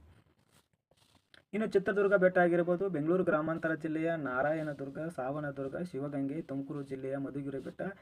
ಇದು ಮಧುಗಿರಿ ಬೆಟ್ಟ ಇದೆಯಲ್ಲ, ಇದು ಏಷ್ಯಾ ಖಂಡದಲ್ಲಿ ಅತ್ಯಂತ ದೊಡ್ಡ ಏಕಶಿಲಾ ಬೆಟ್ಟವಾಗಿರುವಂಥದ್ದು. ಚಿಕ್ಕಬಳ್ಳಾಪುರ ಜಿಲ್ಲೆಯಲ್ಲಿ ನಂದಿಗಿರಿಧಾಮವನ್ನು ಹೊಂದಿರುವಂಥದ್ದು. ಕೇಶವ ಬೆಟ್ಟ ಆಗಿರ್ಬೋದು, ಕವಲೇದುರ್ಗ ಹಾಗೂ ಸ್ಕಂದಗಿರಿ. ಮಂಡ್ಯ ಜಿಲ್ಲೆಯ ಆದಿಚುಂಚನಗಿರಿ ಬೆಟ್ಟ, ಚಾಮರಾಜನಗರದಲ್ಲಿ ಬಿಳಿಗಿರಿ ರಂಗನ ಬೆಟ್ಟ, ಮಲೆ ಮಹದೇಶ್ವರ ಬೆಟ್ಟ, ಗೋಪಾಲಸ್ವಾಮಿ ಬೆಟ್ಟ. ಮೈಸೂರು ಜಿಲ್ಲೆಯ ಚಾಮರಾಜ ಜಿಲ್ಲೆಯ ಚಾಮುಂಡಿ ಬೆಟ್ಟ ಪ್ರಮುಖವಾಗಿರುವಂಥ ಬೆಟ್ಟಗಳನ್ನು ನಾವಿಲ್ಲಿ ಕಾಣ್ತೀವಿ. ಈ ಪ್ರದೇಶದ ಮಳೆ ನೆರಳಿನ ಪ್ರದೇಶ ಭಾಗವಾಗಿ ಕಾವೇರಿ, ಪನ್ನಾರು, ಪೆಲ್ಲಾರ್ ಇಲ್ಲಿ ಹರಿಯುವ ಪ್ರಮುಖ ನದಿಗಳಾಗಿರುವಂಥದ್ದು. ಇಲ್ಲಿ ರಾಗಿ, ಭತ್ತ, ಕಬ್ಬು, ಶೇಂಗಾ, ಹಿಪ್ಪೆ ನೇರಳೆ, ತರಕಾರಿ, ಹಣ್ಣು, ಹೂ ಈ ಭಾಗದ ಪ್ರಮುಖ ಬೆಳೆಗಳಾಗಿವೆ. ದಾವಣಗೆರೆ, ಚಿತ್ರದುರ್ಗ, ತುಮಕೂರು, ಕೋಲಾರ, ಚಿಕ್ಕಬಳ್ಳಾಪುರ, ಮಂಡ್ಯ, ಮೈಸೂರು, ಚಾಮರಾಜನಗರ ಜಿಲ್ಲೆಗಳು ದಕ್ಷಿಣ ಮೈದಾನದಲ್ಲಿ ಕಂಡುಬರುವುದನ್ನು ನಾವು ನೋಡ್ತೀವಿ. ಇನ್ನು ಕರ್ನಾಟಕದ ವಾಯುಗುಣ ಮತ್ತು ಮಣ್ಣು ಸ್ವಾಭಾವಿಕ ಸಸ್ಯವರ್ಗವನ್ನು ನೋಡೋಣ. ನೋಡ್ರಿ, ಕರ್ನಾಟಕ ಉಷ್ಣವಲಯದ ಮಾನ್ಸೂನ್ ವಾಯುಗುಣವನ್ನು ಹೊಂದಿದ್ದು ಅತಿ ಶಾಖ ಮತ್ತು ತೇವಾಂಶವುಳ್ಳ ಬೇಸಿಗೆ, ತಂಪಾದ ಶುಷ್ಕ ತಂಗಾಳಿ ವಾಯುಗುಣದ ಪ್ರಮುಖ ಲಕ್ಷಣ.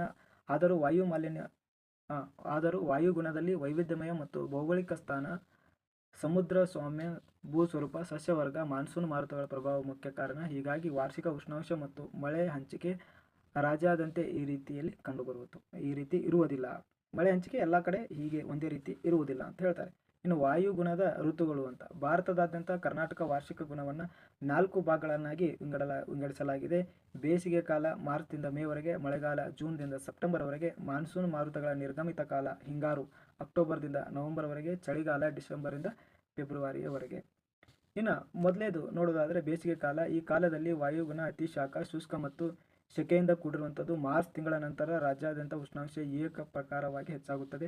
ಏಪ್ರಿಲ್ ಮೇ ತಿಂಗಳಲ್ಲಿ ಅದು ಗರಿಷ್ಠ ಮಟ್ಟವನ್ನು ತಲುಪುತ್ತದೆ. ರಾಯಚೂರಿನಲ್ಲಿ ಸಾಮಾನ್ಯವಾಗಿ ಪ್ರತಿ ವರ್ಷ 45.6 ಡಿಗ್ರಿ ಸೆಲ್ಸಿಯಸ್ ಉಷ್ಣಾಂಶ ದಾಖಲಾಗಿರುವುದು. ಅದು ನಮ್ಮ ರಾಜ್ಯದಲ್ಲಿ ಅತಿ ಹೆಚ್ಚು ಉಷ್ಣಾಂಶ ದಾಖಲಾಗಿರುವ ಪ್ರದೇಶವಾಗಿದೆ. ಉತ್ತರ ಮೈದಾನದ ಇತರ ಜಿಲ್ಲೆಗಳಲ್ಲಿಯೂ ಉಷ್ಣಾಂಶ ಹೆಚ್ಚಾಗಿರುತ್ತದೆ. ಒಟ್ಟಿನಲ್ಲಿ ಈ ಅವಧಿಯಲ್ಲಿ ಇಡೀ ಕರ್ನಾಟಕವು ಅಧಿಕ ಶಾಖದಿಂದ ಕೂಡಿರುವಂಥದ್ದು. ಉತ್ತರ ಮೈದಾನದ ಆರ್ದ್ರತೆಯ ಪ್ರಮಾಣ ದಕ್ಷಿಣ ಮೈದಾನಕ್ಕಿಂತ ಕಡಿಮೆಯಾಗಿರುವಂಥದ್ದು. ಬೇಸಿಗೆಯಲ್ಲಿ ಅಧಿಕ ಬಾಷ್ಪಭವನದಿಂದ ಮಳೆ ಮೋಡ ನಿರ್ಮಾಣವಾಗಿ ಗುಡುಗು ಮಿಂಚು ಸಿಡಿಲು ಅಬ್ಬರದಿಂದ ಪರಿಸರದ ವಿವಿಧ ಮಳೆಯಾಗುವುದು. ಕೆಲವೆಡೆ ಆಲಿಕಲ್ಲು ಬೀಳುವುದರಿಂದ ಇದನ್ನು ಸಾಮಾನ್ಯವಾಗಿ ಅಪರಾಹ್ನ ಸಮಯದಲ್ಲಿ ಆಗಿರುವುದು ಅಪರಾಹ್ನ ಮಳೆ ಅಂತಲೂ ಕೂಡ ಕರೀತಾರೆ. ಇನ್ನು ಇದು ಕಾಫಿ ಹೂ ಗಿಡ ಬಿಡಲು ನೆರವಾಗುವುದರಿಂದ ಇದನ್ನು ಕಾಫಿ ಹೂ ಮಳೆ ಅಂತಲೂ ಕೂಡ ಕರೀತಾರೆ, ಮಧ್ಯಾಹ್ನವಾಗಿರುವಂಥ ಮಳೆಯನ್ನು. ಇನ್ನು ಮಾವು ಫಸಲು ನೆರವಾಗುವುದರಿಂದ ಇದನ್ನು ಮಾವಿನ ಹೊಯ್ಲು ಅಂತೇಳಿ ಕೂಡ ಕರೀತಾರೆ. ಈ ಕಾಲದಲ್ಲಿ ರಾಜ್ಯದ ವಾರ್ಷಿಕ ಸರಾಸರಿ ಮಳೆ 7% ಹೊಂದಿರುವಂಥದ್ದು. ಇನ್ನು ಮಳೆಗಾಲ ನೋಡುವುದಾದರೆ ನೈಋತ್ಯ ಮಾನ್ಸೂನ್ ಮಾರುತಗಳ ಕಾಲ ಅಂತಲೂ ಕರೆಯುತ್ತಾರೆ. ಸಮುದ್ರದಿಂದ ಮೇಲಿಂದ ಬೀಸುವ ತೇವಾಂಶಭರಿತ ಮಾರುತಗಳು ಮಲೆನಾಡು ಘಟ್ಟಗಳ ತಡೆದು ಅಧಿಕ ಮಳೆಯನ್ನು ಸುರಿಸುತ್ತವೆ. ಪೂರ್ವದ ಕಡೆಗೆ ಹೋದಂತೆಲ್ಲ ಮಳೆ ಪ್ರಮಾಣ ಏನಾಗ್ತದೆ, ಕಡಿಮೆ ಆಗ್ತಾ ಹೋಗುತ್ತದೆ. ಹೀಗಾಗಿ ಪೂರ್ವದ ಮೈದಾನ ಮಳೆ ನೆರಳಿನ ಪ್ರದೇಶ ಎಂದು ಪರಿಗಣಿಸಲಾಗಿದೆ. ಆಗುಂಬೆ ರಾಜ್ಯದಲ್ಲಿ ಅಧಿಕ ಮಳೆ ಬೀಳುವ ಸ್ಥಳವಾಗಿರುವಂಥದ್ದು. ರಾಜ್ಯದಲ್ಲಿ ಅತಿ ಹೆಚ್ಚು ಮಳೆ ಬೀಳುವ ಸ್ಥಳ ಯಾವುದು ಅಂದರೆ ಆಗುಂಬೆ. ಇನ್ನು ದಕ್ಷಿಣದ ಚಿರಾಪುಂಜಿ ಅಂತೂ ಕೂಡ ಕರೀತಾರೆ. ಆಗುಂಬೆಯನ್ನು ದಕ್ಷಿಣದ ಚಿರಾಪುಂಜಿ ಅಂತ ಹೇಳಿ ಕರೀತಾರೆ. ಭಾಗಮಂಡಲ, ಹುಲಿಕಲ್ಲು ಇತರ ಅಧಿಕ ಮಳೆಯನ್ನು ಪಡೆಯುವ ಸ್ಥಳಗಳಾಗಿರುವಂಥದ್ದು. ಚಿತ್ರದುರ್ಗದ ಚಳ್ಳಕೆರೆ ಸಮೀಪದ ನಾಯಕನಹಟ್ಟಿ ಅತಿ ಕಡಿಮೆ ಮಳೆ ಬೀಳುವ ಸ್ಥಳವಾಗಿರುವಂಥದ್ದು.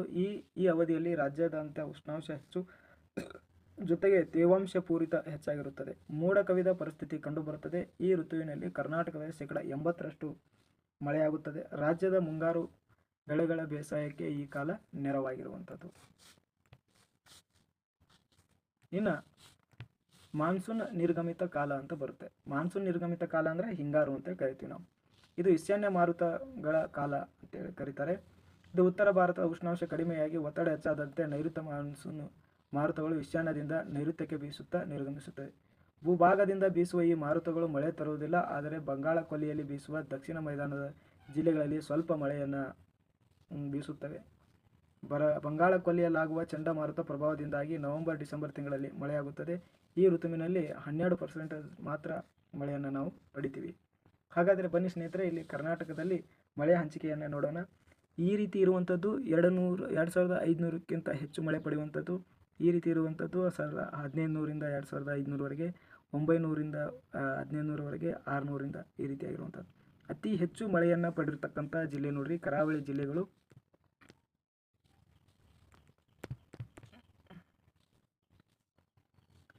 ಇಲ್ಲಿ ಕರಾವಳಿ ಜಿಲ್ಲೆ ಅತಿ ಹೆಚ್ಚು ಮಳೆಯನ್ನು ಪಡಿತವೆ. ನಂತರ ಮಲೆನಾಡು ಜಿಲ್ಲೆಗಳಲ್ಲಿ ಅತಿ ಹೆಚ್ಚು ಮಳೆಯನ್ನು ನಾವು ಕಾಣ್ತೀವಿ.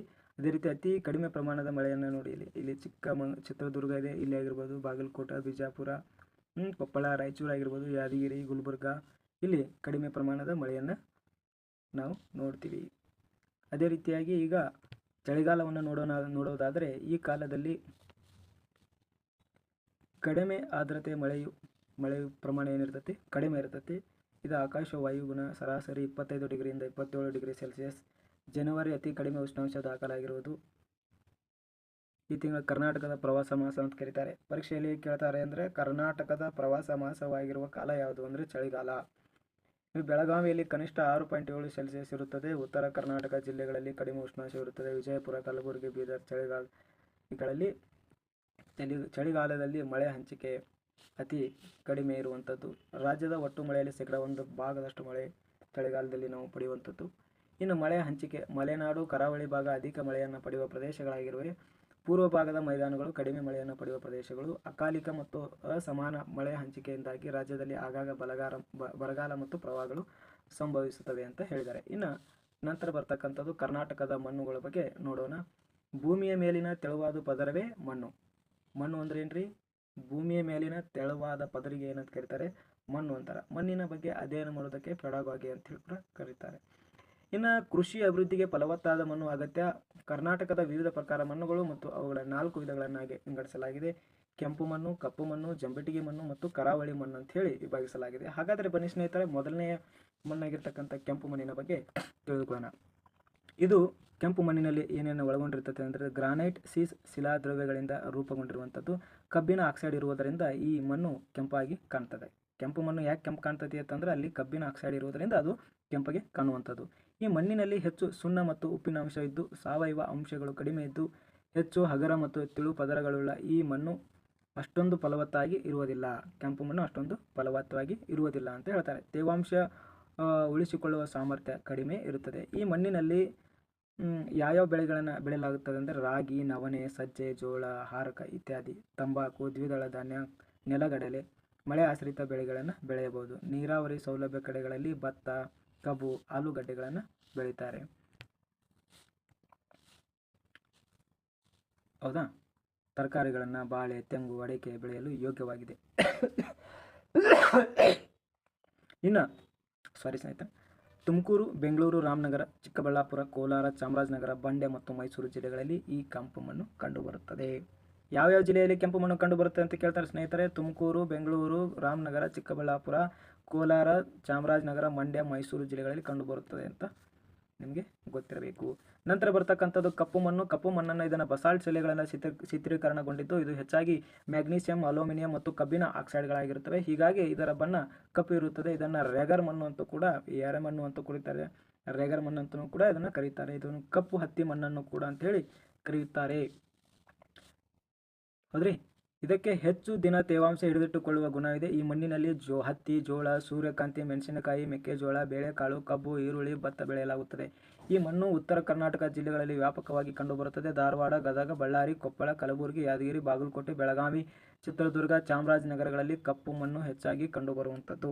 ನಂತರ ಬರ್ತಕ್ಕಂಥ ಮಣ್ಣು ಯಾವುದು ಅಂತಂದ್ರೆ ಜಂಬಿಟಿಗಿ ಮಣ್ಣು ಅಂತ ಬರುತ್ತೆ. ಇದು ಅಧಿಕ ಉಷ್ಣಾಂಶ ಮತ್ತು ಅಧಿಕ ಮಳೆ ಬೀಳುವ ಭಾಗದಲ್ಲಿ ಈ ವಿಧದ ಮಣ್ಣುಗಳು ಕಂಡುಬರುತ್ತವೆ. ನೀರಿನಲ್ಲಿ ಕರಗುವ ಸುಣ್ಣ ಮತ್ತು ಸಿಲಿಕೇಟ್ಗಳ ಮಳೆ ನೀರಿನಲ್ಲಿ ಕರಗಿ ತೆಳವಾದ ಮಣ್ಣಿನ ಸ್ತರಗಳಿಗೆ ಸಾಗಿಸಲ್ಪಡುತ್ತವೆ. ನೀರಿನಲ್ಲಿ ಕರಗುವಂತಹ ಕಬ್ಬಿಣ, ಅಲ್ಯೂಮಿನಿಯಂಗಳು ಮೇಲ್ಪದರದಲ್ಲಿ ಉಳಿಯುತ್ತದೆ. ಇದು ಮಳೆಗಾಲದಲ್ಲಿ ಮೃದುವಾಗಿ, ಬೇಸಿಗೆಯಲ್ಲಿ ಒಣಗಿ ಗಟ್ಟಿಯಾಗಿ ಲ್ಯಾಟರೈಟ್ ಶಿಲೆಗಳಾಗುತ್ತವೆ. ಇದನ್ನು ಕಟ್ಟಡ ನಿರ್ಮಾಣಕ್ಕೆ ಉಪಯೋಗಿಸುವುದು. ಯಾವ ಮಣ್ಣು? ಕಟ್ಟಡ ನಿರ್ಮಾಣಕ್ಕೆ ಉಪಯೋಗಿಸುವ ಮಣ್ಣು ಯಾವುದು ಅಂದರೆ ಜಂಬಿಟಿಗಿ ಮಣ್ಣು. ಈ ಮಣ್ಣಿನಲ್ಲಿ ಗೋಡಂಬಿ, ಕಾಫಿ, ಚಹಾ, ಏಲಕ್ಕಿ, ಮೆಣಸು, ರಬ್ಬರು, ತೆಂಗು ಬೆಳೆಗಳನ್ನು ಬೆಳೆಯುತ್ತಾರೆ. ಉತ್ತರ ಕನ್ನಡ, ಉಡುಪಿ, ದಕ್ಷಿಣ ಕನ್ನಡ, ಕೊಡಗು, ಚಿಕ್ಕಮಗಳೂರು, ಶಿವಮೊಗ್ಗ, ಬೆಳಗಾವಿ ಮುಂತಾದ ಮಲೆನಾಡು ಜಿಲ್ಲೆಗಳಲ್ಲಿ ಈ ಮಣ್ಣು ಹೆಚ್ಚಾಗಿ ಕಂಡುಬರುವಂಥದ್ದು. ಇನ್ನು ಕರಾವಳಿಯ ಮೆಕ್ಕಲು ಮಣ್ಣು. ಇದು ನದಿ, ಸಮುದ್ರ ಅಲೆಗಳಿಂದ ಸಾಗಿಸಲ್ಪಟ್ಟ ಮಣ್ಣನ್ನು ಸಮುದ್ರ ತೀರದಲ್ಲಿ ಸಂಗ್ರಹವಾಗಿ ನಿರ್ಮಾಣವಾಗಿದೆ. ಹೀಗಾಗಿ ರಾಜ್ಯದ ಕರಾವಳಿ ಜಿಲ್ಲೆಗಳಾದ ಉಡುಪಿ, ದಕ್ಷಿಣ ಕನ್ನಡ, ಉತ್ತರ ಕನ್ನಡ ಜಿಲ್ಲೆಗಳಲ್ಲಿ ಈ ಮಣ್ಣು ಕಂಡುಬರುತ್ತದೆ. ಇದರಲ್ಲಿ ಮರಳು ಮತ್ತು ಜೇಡಿ ಮಿಶ್ರಣ ಜೊತೆಗೆ ಕೊಳೆತ ಜೈವಿಕ ಅಂಶಗಳು ಸಮೃದ್ಧಿಯಾಗಿವೆ. ಭತ್ತ, ಗೋಡಂಬಿ, ತೆಂಗು, ಅಡಕೆ, ಬಾಳೆ ಮುಂತಾದ ಬೆಳೆಗಳ ಸಾಗುವಳಿ ಇದು ಸೂಕ್ತವಾಗಿರುವಂಥದ್ದು ಅಂತ ಹೇಳ್ತಾರೆ. ನಂತರ ನೋಡೋದಾದರೆ ಸ್ವಾಭಾವಿಕ ಸಸ್ಯವರ್ಗವನ್ನು ನೋಡೋಣ. ಪ್ರಕೃತಿದತ್ತವಾಗಿ ಬೆಳೆದ ವಿವಿಧ ಸಸ್ಯ ಮತ್ತು ಸಮುದಾಯವನ್ನು ಸ್ವಾಭಾವಿಕ ಸಸ್ಯವರ್ಗ ಅಂತೇಳಿ ಕರೆಯುತ್ತಾರೆ. ಇನ್ನು ಕರ್ನಾಟಕದ ವೈವಿಧ್ಯಮಯವಾದ ಸಮೃದ್ಧಿ ಸಸ್ಯ ಸಂಪನ್ಮೂಲಗಳನ್ನು ಹೊಂದಿದೆ. ಪರಿಸರ ಸಮತೋಲನ ಕಾಪಾಡುವುದರಲ್ಲಿ ಸಸ್ಯದ ವರ್ಗವು ಪ್ರಮುಖ ಪಾತ್ರವನ್ನು ವಹಿಸುತ್ತದೆ. ಸಸ್ಯವರ್ಗವು ಮರ, ಮಟ್ಟುಗಳು, ಕೈಗಾರಿಕೆಗಳು, ಕಚ್ಚಾ ವಸ್ತುಗಳು, ಉರುವಲು ಮತ್ತು ಗಿಡಮೂಲಿಕೆಗಳು, ಜೇನು, ಬಿದಿರು, ಬೆತ್ತ ಮುಂತಾದವುಗಳು ಒದಗಿಸುತ್ತವೆ. ಕಾಡುಗಳು ವನ್ಯಪ್ರಾಣಿಗಳ ವಾಸಸ್ಥಾನವಾಗಿವೆ.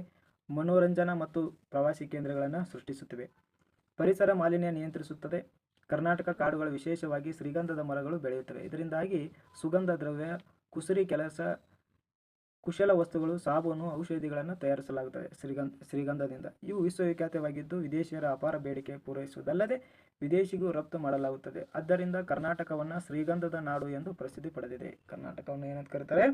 ಶ್ರೀಗಂಧದ ನಾಡು ಅಂತೇಳಿ ಕೂಡ ಪ್ರಸಿದ್ಧಿಯನ್ನು ಪಡೆದಿರುವಂಥದ್ದು. ಇನ್ನು ಸಸ್ಯವರ್ಗದ ವಿಧಗಳು. ಮಳೆಯ ಪ್ರಮಾಣದಲ್ಲಿ, ಭೂ ಸ್ವರೂಪ ಹಾಗೂ ಮಣ್ಣಿನ ಲಕ್ಷಣಗಳನ್ನು ಆಧರಿಸಿ ಕರ್ನಾಟಕದ ಸ್ವಾಭಾವಿಕ ಸಸ್ಯವರ್ಗಗಳನ್ನು ವಿಂಗಡಿಸಲಾಗುತ್ತದೆ. ಅವುಗಳೆಂದರೆ ನಿತ್ಯ ಹರಿದ್ವರ್ಣದ ಕಾಡುಗಳು, ಎಲೆ ಉದುರುವ ಸಸ್ಯವರ್ಗ, ಮಿಶ್ರ ಬಗೆಯ ಕಾಡುಗಳು, ಕುರುಚಲು, ಹುಲ್ಲುಗಾವಲುಗಳನ್ನು ನಾವಿಲ್ಲಿ ನೋಡ್ತೀವಿ. ಇನ್ನು ನಿತ್ಯ ಹರಿದ್ವರ್ಣದ ಕಾಡುಗಳನ್ನು ನೋಡಿ, ಸುಮಾರು 250 ಸೆಂಟಿಮೀಟರ್ಗಿಂತ ಅಧಿಕ ಮಳೆಯನ್ನು ಬೀಳುವಂತಹ ಭಾಗದಲ್ಲಿ ಅಥವಾ ಪ್ರದೇಶದಲ್ಲಿ ಈ ಕಾಡುಗಳನ್ನು ನಾವು ಬೆಳೀತಾರೆ. ಈ ಅಧಿಕ ಮಳೆ ಮತ್ತು ಅಧಿಕ ಉಷ್ಣಾಂಶ ಇಲ್ಲಿ ಮರಗಳು ಎತ್ತರವಾದ ಮತ್ತು ದಟ್ಟವಾಗಿ ಬೆಳೆಯುತ್ತವೆ. ಈ ಕಾಡುಗಳು ದುರ್ಗಮವಾಗಿದ್ದು ಕೆಲ ಕಡೆಗಳು ಸೂರ್ಯನ ಕಿರಣಗಳು ನೆಲಕ್ಕೆ ತಲುಪುವುದಿಲ್ಲ. ಇಲ್ಲಿ ಪ್ರಮುಖವಾಗಿರ್ತಕ್ಕಂಥ ಮರಗಳು ಯಾವುವು ಅಂತಂದ್ರೆ ಬೇಟೆ, ತೇಗ, ಮತಿ, ನಂದಿ, ದೀಪ, ಹೊನ್ನ, ಹೆಬ್ಬಲಸು ಮುಂತಾದ ಮರಗಳು ಇಲ್ಲಿ ಬೆಳೆಯುತ್ತದೆ. ಮರಗಳ ಅಡಿಗಳಲ್ಲಿ ದಟ್ಟ ಪೊದೆ ಸಸ್ಯಗಳು ಬೆಳೆಯುತ್ತದೆ.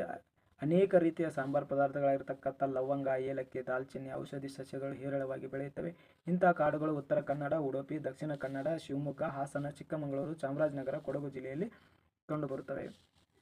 ಇನ್ನು ಎಲೆ ಉದುರುವ ಸಸ್ಯಗಳು ಚಳಿಗಾಲದ ತರುವಾಯ ತೇವಾಂಶದ ಕೊರತೆಯಿಂದಾಗಿ ಮರಗಳು ಮತ್ತು ಎಲೆಗಳು ಎಲೆ ಉದುರುತ್ತವೆ ಮತ್ತು ವಸಂತ ಋತುವಿನಲ್ಲಿ ಚಿಗುರುತ್ತವೆ. ಇವುಗಳು ಎಲೆ ಉದುರಿಸುವ ಸಸ್ಯವರ್ಗಗಳು ಎನ್ನುವರು. ವಾರ್ಷಿಕವಾಗಿ 60ರಿಂದ 120 ಸೆಂಟಿಮೀಟರ್ ಮಳೆ ಬೀಳುವ ಭಾಗದಲ್ಲಿ ಇಂಥ ಸಸ್ಯಗಳು ಕಂಡುಬರುತ್ತವೆ. ಇಂಥ ಕಾಡುಗಳು ಚಿಕ್ಕಮಗಳೂರು, ಮೈಸೂರು, ಚಾಮರಾಜನಗರ, ಹಾಸನ ಜಿಲ್ಲೆಗಳ ಪೂರ್ವ ಭಾಗ, ತುಮಕೂರು, ಚಿಕ್ಕಬಳ್ಳಾಪುರ, ಕೋಲಾರ ಮತ್ತು ದಕ್ಷಿಣದ ಭಾಗಗಳಲ್ಲಿ ನಾವೇನು ಮಾಡ್ತೀವಿ ಕಾಣ್ತೀವಿ. ಮಂಡ್ಯ, ರಾಮನಗರ, ಬೆಂಗಳೂರು, ಗ್ರಾಮಾಂತರ ಜಿಲ್ಲೆಗಳಲ್ಲಿ ಕೂಡ ಕಂಡುಬರುತ್ತದೆ. ಇಲ್ಲಿ ಯಾವ ಮರಗಳನ್ನು ನಾವು ನೋಡ್ತೀವಿ ಅಂತಂದರೆ ತೇಗ ಆಗಿರ್ಬೋದು, ಹೊನ್ನ, ಮತ್ತಿ, ಬೇವು, ಮಾವು, ಹಲಸೆ, ಮುತ್ತುಗ, ಬಾಗೆ, ಆಲದ ಮರ ಆಗಿರ್ಬೋದು, ಶ್ರೀಗಂಧ, ಬಿದಿರು ಇಲ್ಲಿ ಪ್ರಮುಖವಾಗಿರ್ತಕ್ಕಂಥ ಬೆಳೆಯುವ ಮರಗಳಾಗಿವೆ. ಇನ್ನು ಮಿಶ್ರ ಕಾಡುಗಳ ಬಗ್ಗೆ ನೋಡೋದಾದರೆ ಮಿಶ್ರ ಬಗೆಯ ಕಾಡುಗಳು ನಿತ್ಯ ಹರಿದ್ವರ್ಣ ಮತ್ತು ಅಗಲ ಎಲೆಗಳುಳ್ಳ ಉದುರುವ ಪ್ರಕಾರದ ಮರಗಳು ಬೆಳೆಯುವ ಸಸ್ಯವರ್ಗವೇ ಮಿಶ್ರ ಬಗೆಯ ಕಾಡುಗಳು. ಇಲ್ಲಿ ವಾರ್ಷಿಕವಾಗಿ 120ರಿಂದ 150 ಸೆಂಟಿಮೀಟರ್ ಮಳೆ ಬೀಳುವ ಭಾಗದಲ್ಲಿ ಇಂತಹ ಸಸ್ಯವರ್ಗ ಕಂಡುಬರುತ್ತದೆ. ಇಂತಹ ಕಾಡುಗಳು ಉಡುಪಿ, ದಕ್ಷಿಣ ಕನ್ನಡ, ಉತ್ತರ ಕನ್ನಡದ ಕೆಲವು ಭಾಗಗಳು, ಕೊಡಗಿನ ಪೂರ್ವ ಭಾಗ, ಚಿಕ್ಕಮಗಳೂರು, ಹಾಸನ, ಮೈಸೂರು ಜಿಲ್ಲೆ ಭಾಗಗಳಲ್ಲಿ ಕಂಡುಬರುತ್ತದೆ. ತೇಗ, ಹೊನ್ನ, ಮತ್ತಿ, ನಂದಿ, ದಿಡಂಗ, ಶ್ರೀಗಂಧ, ಹಲಸು, ಬಿದಿರು ಪ್ರಮುಖ ಇಲ್ಲಿ ಬೆಳೆದಿರ್ತಕ್ಕಂಥ ಮರಗಳನ್ನು ನಾವು ನೋಡ್ಬೋದು. ಇನ್ನು ಹುಲ್ಲುಗಾವಲು ಮತ್ತು ಕುರುಚಲು ಸಸ್ಯವರ್ಗ ಕರ್ನಾಟಕದಲ್ಲಿ 60 ಸೆಂಟಿಮೀಟರ್ಗಿಂತ ಕಡಿಮೆ ವಾರ್ಷಿಕ ಮಳೆ ಬೀಳುವ ಪ್ರದೇಶಗಳಲ್ಲಿ ಇಂಥ ಸಸ್ಯವರ್ಗ ಹಂಚಿಕೆಯಾಗಿರುವಂಥದ್ದು. ಮಳೆಯ ಕೊರತೆ, ಒಣ ಹವೆ, ಕುರುಚಲು ಗಿಡಗಳು ಮತ್ತು ಮುಳ್ಳಿನ ಗಿಡಗಳು ಬೆಳೆಯುತ್ತವೆ. ಉದಾಹರಣೆಗೆ ಕಳ್ಳಿ, ಕತ್ತಾಳಿ, ಕರಿಜಾಲಿ, ಬೇಲ, ಈಚಲು, ಹಂಚಿ, ಕುಂತಿ ಹುಲ್ಲು ಇತ್ಯಾದಿಗಳನ್ನು ನಾವು ಕಾಣ್ತೀವಿ. ಇದಷ್ಟೇ ಅಲ್ಲದೆ ಅಲ್ಲಿ ಆಲದ ಮರ, ಬೇವಿನ ಮರ, ಅರಳಿ ಮರ ಇಂತಹ ಮರಗಳನ್ನು ಬೆಳೆಯುತ್ತವೆ. ಇಂತಹ ಸಸ್ಯವರ್ಗವು ಬೀದರ್, ಕಲಬುರಗಿ, ಯಾದಗಿರಿ, ರಾಯಚೂರು, ಕೊಪ್ಪಳ, ವಿಜಯಪುರ, ಬಳ್ಳಾರಿ, ಚಿತ್ರದುರ್ಗ ಜಿಲ್ಲೆಗಳಲ್ಲಿ ಹಂಚಿಕೆಯಾಗಿವೆ. ಇಲ್ಲಿ ನೋಡ್ರಿ ನಿಮಗಿದು ತಿಳಿದಿರಲಿ ಅಂತ ಕೊಟ್ಟಿದ್ದಾರೆ. ಬೆಂಗಳೂರು ಸಮೀಪದ ರಾಮೋಹಳ್ಳಿಯಲ್ಲಿ ಅತಿ ದೊಡ್ಡ ಆಲದ ಮರವಿದೆ. ಇನ್ನು ಸಿಡ್ಲಘಟ್ಟಿ ಸಮೀಪದ ಟಿ ವೆಂಕಟಾಪುರ ಬಳಿ ಅತಿ ದೊಡ್ಡ ಬೇವಿನ ಮರವಿದೆ. ಸವನೂರಿನ ಬಳಿ ಬೃಹತ್ ಹುಣಸೆ ಮರ ಇದೆ ಅಂತಕ್ಕಂಥದ್ದು ನಮಗೆ ಗೊತ್ತಿರಬೇಕಾಗ್ತದೆ. ಇನ್ನು ಕರಾವಳಿ ಅಂಚಿನಲ್ಲಿರುವ ನದಿ ಮುಖಜ ಭೂಮಿ ಅಳಿವೆ ಹಾಗೂ ಮರಗಳ ದಂಡಿ ಭಾಗದಲ್ಲಿ ಬಿಳಿಲುಗಳಿಂದ ಕೂಡಿರುವ ಸಸ್ಯಗಳಿವೆ. ಇವು ಉಪ್ಪು ನೀರಿನಲ್ಲಿ ಬೆಳೆಯುವ ವಿಶೇಷ ಸಾಮರ್ಥ್ಯವನ್ನು ಹೊಂದಿರುವುದರಿಂದ ಇದನ್ನು ಮ್ಯಾಗ್ರೋ ಸಸ್ಯಗಳು ಅಂತೇಳಿ ಕರೀತಾರೆ. ಇವು ರಾಜ್ಯದಲ್ಲಿ ಅತಿ ಕಡಿಮೆ ಹಂಚಿಕೆಯಾಗಿರುವುದನ್ನು ನಾವು ನೋಡ್ತೀವಿ. ಇನ್ನು ಸುಮಾರು ಇದು ಮ್ಯಾಗ್ರೋ ಕಾಡುಗಳು ಅತಿ ಹೆಚ್ಚು ಎಲ್ಲಿ ಕಂಡು ಬರ್ತೈತಿ ಅಂತಂದ್ರೆ ಗಂಗಾ ನದಿಯ ಮುಖಜ ಭೂಮಿ ಅಂದರೆ ಪಶ್ಚಿಮ ಬಂಗಾಳ ರಾಜ್ಯದಲ್ಲಿ ನಾವು ನೋಡ್ತೀವಿ. ಅಲ್ಲಿ ಅತಿ ಹೆಚ್ಚು ಇದನ್ನು ಕಾಣ್ತೀವಿ. ಗಂಗಾ ನದಿ ಬಂದು ಸಮುದ್ರವನ್ನು ಸೇರುವಂಥ ಪ್ರದೇಶದಲ್ಲಿ ಈ ಮರಗಳು ಅತಿ ಹೆಚ್ಚು ನಾವು ಕಾಣ್ತೀವಿ. 1400 ಮೀಟರ್ಗಿಂತ ಹೆಚ್ಚು ಎತ್ತರವುಳ್ಳ ಭಾಗವು ತಂಪಾದ ವಾಯುಗುಣವಿರುವ ಕುದುರೆಮುಖ, ಬಾಬಾ ಬುಡನಗಿರಿ, ಬಿಳಿಗಿರಿ ರಂಗನ ಬೆಟ್ಟ, ಕೊಡಗಿನ ಬ್ರಹ್ಮಗಿರಿ ಸರಣಿ ಇಳಿಜಾರು ಹುಲ್ಲುಗಾವಲಿನಿಂದ ಕೂಡಿವೆ. ಇವುಗಳು ತಗ್ಗಾದ ಕಣಿವೆ, ಜರಿ, ತೊರಿಗಳಿಂದ ಕೂಡಿದ್ದು ವಿಶೇಷವಾಗಿದ್ದು ಇದನ್ನು ಶೋಲಾ ಕಾಡುಗಳು ಇಲ್ಲಿ ಬೆಳೆಯುವಂಥದ್ದು. ಎಲ್ರಿ ಕುದುರೆಮುಖ ಆಗಿರ್ಬೋದು, ಬಾಬಾ ಬುಡನಗಿರಿ ಆಗಿರ್ಬೋದು, ಇಲ್ಲಿ ಶೋಲಾ ಕಾಡುಗಳು ಬೆಳೀತವೆ. ಇನ್ನು ಅರಣ್ಯ ಹಂಚಿಕೆ ನೋಡೋದಾದರೆ ಎಲ್ಲ ವಿವಿಧ ಅರಣ್ಯಗಳು ಒಳಗೊಂಡಿರುವ ಕರ್ನಾಟಕದ ಅರಣ್ಯ ಪ್ರದೇಶ 43.4 ಲಕ್ಷ ಚದರ ಕಿಲೋಮೀಟರ್ ಇದ್ದು ಇದು ರಾಜ್ಯದ ಭೌಗೋಳಿಕ ಪ್ರದೇಶದ ಶೇಕಡ 22.6 ಭಾಗದಷ್ಟಿದೆ. ಇದು ನಿಮಗೆ ಗೊತ್ತಿರಲಿ ಸ್ನೇಹಿತರೆ. ಪ್ರಶ್ನೆ ಹೀಗೆ ಕೇಳ್ತಾನೆ, ಕರ್ನಾಟಕದ ಅರಣ್ಯ ಪ್ರಮಾಣ ಎಷ್ಟು ಅಂತ ಕೇಳಿದರೆ ಅವಾಗ 43.4 ಲಕ್ಷ ಚದರ ಕಿಲೋಮೀಟರ್ ಅಂತ ಹಾಕಬೇಕು. ಕರ್ನಾಟಕ ರಾಜ್ಯದ ಭೌಗೋಳಿಕ ಪ್ರದೇಶ ಎಷ್ಟು ಪರ್ಸೆಂಟೇಜ್ ಹೊಂದಿದೆ ಅಂತಂದರೆ 22.6% ಹೊಂದಿದೆ ಅಂತ ಹೇಳಬೇಕು. ಇನ್ನು ಭಾರತದಲ್ಲಿ ಸಮೃದ್ಧಿ ಅರಣ್ಯಗಳುಳ್ಳ ರಾಜ್ಯಗಳಲ್ಲಿ ಕರ್ನಾಟಕ 7ನೇ ಸ್ಥಾನದಲ್ಲಿದೆ. ಎಷ್ಟನೇ ಸ್ಥಾನದಾಗಿದೆ ಅಂದರೆ 7ನೇ ಸ್ಥಾನ. ಉತ್ತರ ಕನ್ನಡ ಅತಿ ಹೆಚ್ಚು ಅರಣ್ಯವನ್ನು ಹೊಂದಿರುವ ಜಿಲ್ಲೆಯಾದರೆ ತರುವಾಯ ಶಿವಮೊಗ್ಗ, ಚಾಮರಾಜನಗರ ಜಿಲ್ಲೆಗಳು ಕ್ರಮವಾಗಿ 2 ಮತ್ತು 3ನೇ ಸ್ಥಾನದಲ್ಲಿದೆ. ವಿಜಯಪುರ ಅತಿ ಕಡಿಮೆ ಅರಣ್ಯವುಳ್ಳ ಜಿಲ್ಲೆಯಾಗಿದೆ. ಅರಣ್ಯವನ್ನು ಹೊಂದಿರುವಂಥ ಜಿಲ್ಲೆಯಾಗಿರುವಂಥದ್ದು ನಾವು ನೋಡ್ತೀವಿ. ಇನ್ನು ಪ್ರಾಣಿ ಸಂಪತ್ತಿನ ಬಗ್ಗೆ ನೋಡೋಕ್ಕಿಂತ ಪೂರ್ವವಾಗಿ ಇಲ್ಲಿ ನಿಮಗಿದು ತಿಳಿದಿರಲಿದೆ, ಅದನ್ನು ನೋಡ್ಬಿಡೋಣ. ಕರ್ನಾಟಕದಲ್ಲಿ 5 ಪ್ರಮುಖ ಹುಲಿ ಸಂರಕ್ಷಣಾ ತಾಣಗಳಿವೆ. ಬಂಡೀಪುರ, ನಾಗರಹೊಳೆ, ಭದ್ರಾ, ದಾಂಡೇಲಿ, ಅನ್ಸಿ, ಬಿಳಿಗಿರಿ ರಂಗನಾಥ ದೇವಾಲಯ. ಇವುಗಳು 5 ಪ್ರಮುಖ ಹುಲಿ ಸಂರಕ್ಷಣಾ ಸ್ಥಾನಗಳು. ಇದು 1973ರಲ್ಲಿ ಹುಲಿ ಸಂರಕ್ಷಣಾ ಕಾಯ್ದೆಯ ಪ್ರಕಾರ ಸ್ಥಾಪಿತವಾಗಿರುವಂಥದ್ದು. ಇನ್ನು ಕರ್ನಾಟಕದ ಪ್ರಸಿದ್ಧ ಪಕ್ಷಿಧಾಮ ಯಾವುದು ಅಂದ್ರೆ ರಂಗನತಿಟ್ಟು ಪಕ್ಷಿಧಾಮ. ಇದು ನಿಮಗೆ ಗೊತ್ತಿರಲಿ. ಇನ್ನು ಪ್ರಾಣಿ ಸಂಪತ್ತನ್ನು ನೋಡುವುದಾದರೆ ಸಸ್ಯರಾಶಿ ಮತ್ತು ವೃಕ್ಷ ರಾಶಿಯುಳ್ಳ ವನ್ಯಜೀವಿ ಸಂಪತ್ತು ಕರ್ನಾಟಕ ರಾಜ್ಯದಲ್ಲಿದೆ. ಇದಕ್ಕೆ ಸಮೃದ್ಧಿ ಅರಣ್ಯ ಕ್ಷೇತ್ರವೇ ಪ್ರಮುಖ ಕಾರಣ. ಪ್ರಪಂಚದಲ್ಲಿಯೇ ಗುರುತಿಸಲ್ಪಟ್ಟ ಜೀವವೈವಿಧ್ಯ ವಿಲಾಸ ತಾಣ ಹಾಟ್ಸ್ಪಾಟ್ಗಳಲ್ಲಿ ರಾಜ್ಯದ ಸಹ್ಯಾದ್ರಿ ಸರಣಿಗೂ ಸೇರಿವೆ. ಇತ್ತೀಚೆಗೆ ಅದೊಂದು ವಿಶ್ವ ಪಾರಂಪರಿಕ ಪ್ರದೇಶವೆಂದು ಘೋಷಿಸಲ್ಪಟ್ಟು ಭಾರತದ ಒಟ್ಟು ಆನೆಗಳಲ್ಲಿ 25% ಆನೆಗಳು ಕರ್ನಾಟಕದಲ್ಲಿರುವಂಥದ್ದು. ಹುಲಿಗಳಲ್ಲಿ 10% ಭಾಗ ನಮ್ಮ ಕರ್ನಾಟಕದಲ್ಲಿ ಇವೆ. ಅದಲ್ಲದೆ ಚಿರತೆ, ಕಾಡು ಹಂದಿ, ಕಾಡು ಎಮ್ಮೆ, ಕಡವೆ, ಜಿಂಕೆ, ಕರಡಿ, ಮುಳ್ಳುಹಂದಿ ಮೊದಲಾದ ಪ್ರಾಣಿಗಳು ಜೊತೆಗೆ ವಿವಿಧ ಪ್ರದೇಶದ ಹಾವು, ವರ್ಣಮಯ ಪಕ್ಷಿಗಳನ್ನು ಸಹ ಇಲ್ಲಿ ಕಂಡುಬರುತ್ತದೆ. ಕರ್ನಾಟಕದಲ್ಲಿ.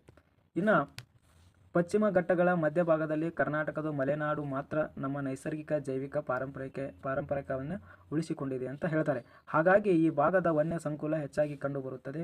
ವನ್ಯ ಪ್ರಾಣಿಗಳು ನೆಲೆಗೊಳ್ಳಲು ಪ್ರಮುಖವಾಗಿರುವಂಥ ಅರಣ್ಯ ಪ್ರದೇಶ ಉತ್ತರ ಕನ್ನಡ ಜಿಲ್ಲೆ, ಬೆಳಗಾವಿ ಭಾಗಗಳಲ್ಲಿ ಮತ್ತು ಕರಾವಳಿ ಭಾಗ, ಸಹ್ಯಾದ್ರಿ ಮಲೆನಾಡು ಬೆಟ್ಟಗಳಲ್ಲಿ ನಾವು ಕಾಣ್ತೀವಿ. ಅದಷ್ಟೇ ಅಲ್ಲದೆ ಬಾಬಾ ಬುಡನಗಿರಿ ಸರಣಿ, ಬೆಳಗಿರಿ ರಂಗನ ಬೆಟ್ಟ, ಮಲೆ ಮಹದೇಶ್ವರ ಬೆಟ್ಟ, ಗೋಪಾಲಸ್ವಾಮಿ ಬೆಟ್ಟಗಳು ಮುಂತಾದವುಗಳಲ್ಲಿ ದಕ್ಷಿಣದ ಮೈದಾನಗಳಾಗಿವೆ. ರಾಣೆಬೆನ್ನೂರು ಉತ್ತರ ಮೈದಾನದ ಪ್ರಮುಖ ವನ್ಯಜೀವಿಯಾಗಿರುವಂಥದ್ದು. ಕರ್ನಾಟಕದ 5 ರಾಷ್ಟ್ರೀಯ ಉದ್ಯಾನವನವನ್ನು ಹೊಂದಿರುವಂಥದ್ದು, 5 ಪಕ್ಷಿಧಾಮ, 27 ವನ್ಯ ಪ್ರಾಣಿಧಾಮಗಳನ್ನು ಹೊಂದಿದೆ. ಕರ್ನಾಟಕದಲ್ಲಿ ಎಷ್ಟು ರಾಷ್ಟ್ರೀಯ ಉದ್ಯಾನಗಳು ಹೊಂದಿದೆ ಅಂತ ಕೇಳ್ತಾರೆ. 5 ಉದ್ಯಾನಗಳನ್ನು ಹೊಂದಿದೆ. ಅವು ಯಾವುವು ಅನ್ನೋದನ್ನು ನಾವಿಲ್ಲಿ ನೋಡಿದ್ವಿ. ಯಾವ್ರಿ? ಇವು ಬೇರೆ, ಇವು ಹುಲಿ ಸಂರಕ್ಷಣಾ ಸ್ಥಾನಗಳು. ಓಕೆ.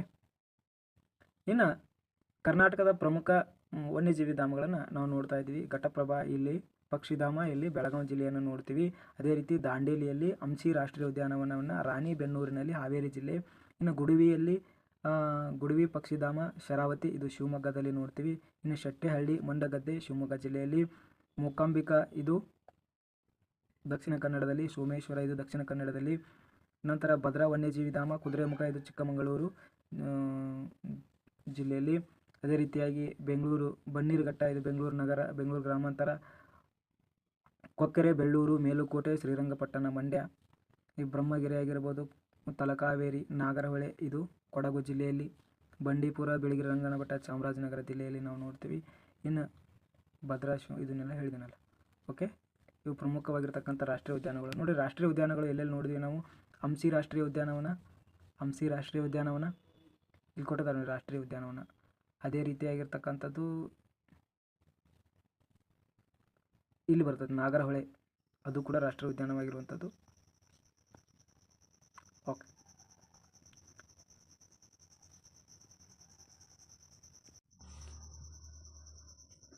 ಬನ್ನಿ ಈಗ ಕರ್ನಾಟಕದ ಜಲ ಸಂಪನ್ಮೂಲ ಬಗ್ಗೆ ತಿಳಿಯೋಣ. ನೋಡಿ, ಕರ್ನಾಟಕದ ಪ್ರಮುಖ ನದಿಗಳು, ನೀರಾವರಿ ವಿಧಗಳು, ವಿದ್ಯುತ್ ಶಕ್ತಿ ಕೇಂದ್ರಗಳನ್ನು ನೋಡೋಣ, ಪ್ರಮುಖ ಅಣೆಕಟ್ಟುಗಳನ್ನು ನೋಡೋಣ, ನದಿ ನೀರಿನ ಹಂಚಿಕೆ ಮತ್ತು ವಿವಾದಗಳ ಬಗ್ಗೆ ಕೂಡ ನೋಡ್ತಾ ಹೋಗೋಣ. ನೋಡಿ, ಕರ್ನಾಟಕ ನದಿಗಳು. ಜಲ ನದಿಗಳಿಗೆ ಮಹತ್ವ ಸ್ಥಾನವಿದೆ. ಕರ್ನಾಟಕದ ನದಿ ಜ್ವಾಲಗಳ ಪ್ರಮುಖವಾಗಿ ಪೂರ್ವಕ್ಕೆ ಹರಿಯುವ ನದಿಗಳು ಮತ್ತು ಪಶ್ಚಿಮಕ್ಕೆ ಹರಿಯುವ ನದಿಗಳು ಅಂಥೇಳಿ 2 ಭಾಗಗಳನ್ನಾಗಿ ವಿಂಗಡಿಸಲಾಗ್ತದೆ. ನದಿಗಳನ್ನು ಏನು ಮಾಡ್ತಾರೆ? ಕರ್ನಾಟಕದ ನದಿಗಳನ್ನು ಪೂರ್ವಕ್ಕೆ ಹರಿಯುವ ನದಿಗಳು ಮತ್ತು ಪಶ್ಚಿಮಕ್ಕೆ ಹರಿಯುವ ನದಿಗಳು ಅಂತೇಳಿ 2 ಭಾಗಗಳನ್ನಾಗಿ ವಿಂಗಡಿಸ್ತಾರೆ. ಅದೇ ಪೂರ್ವಕ್ಕೆ ಹರಿಯುವ ನದಿಗಳ ಬಗ್ಗೆ ನೋಡೋಣ. ಪೂರ್ವಕ್ಕೆ ಹರಿಯುವ ನದಿಗಳು ಯಾವುವು ಅಂತಲೂ ಕೂಡ ಕೇಳ್ತಾರೆ. ಕೃಷ್ಣ, ಕಾವೇರಿ, ಪನ್ನಾರ್, ಪಾಲಾರ್ ನದಿಗಳು ಪೂರ್ವಕ್ಕೆ ಹರಿಯುವ ನದಿಗಳು, ಬಂಗಾಳ ಕೊಲ್ಲಿಯನ್ನು ಸೇರುವಂಥ ಪ್ರಮುಖ ನದಿಗಳಾಗಿವೆ.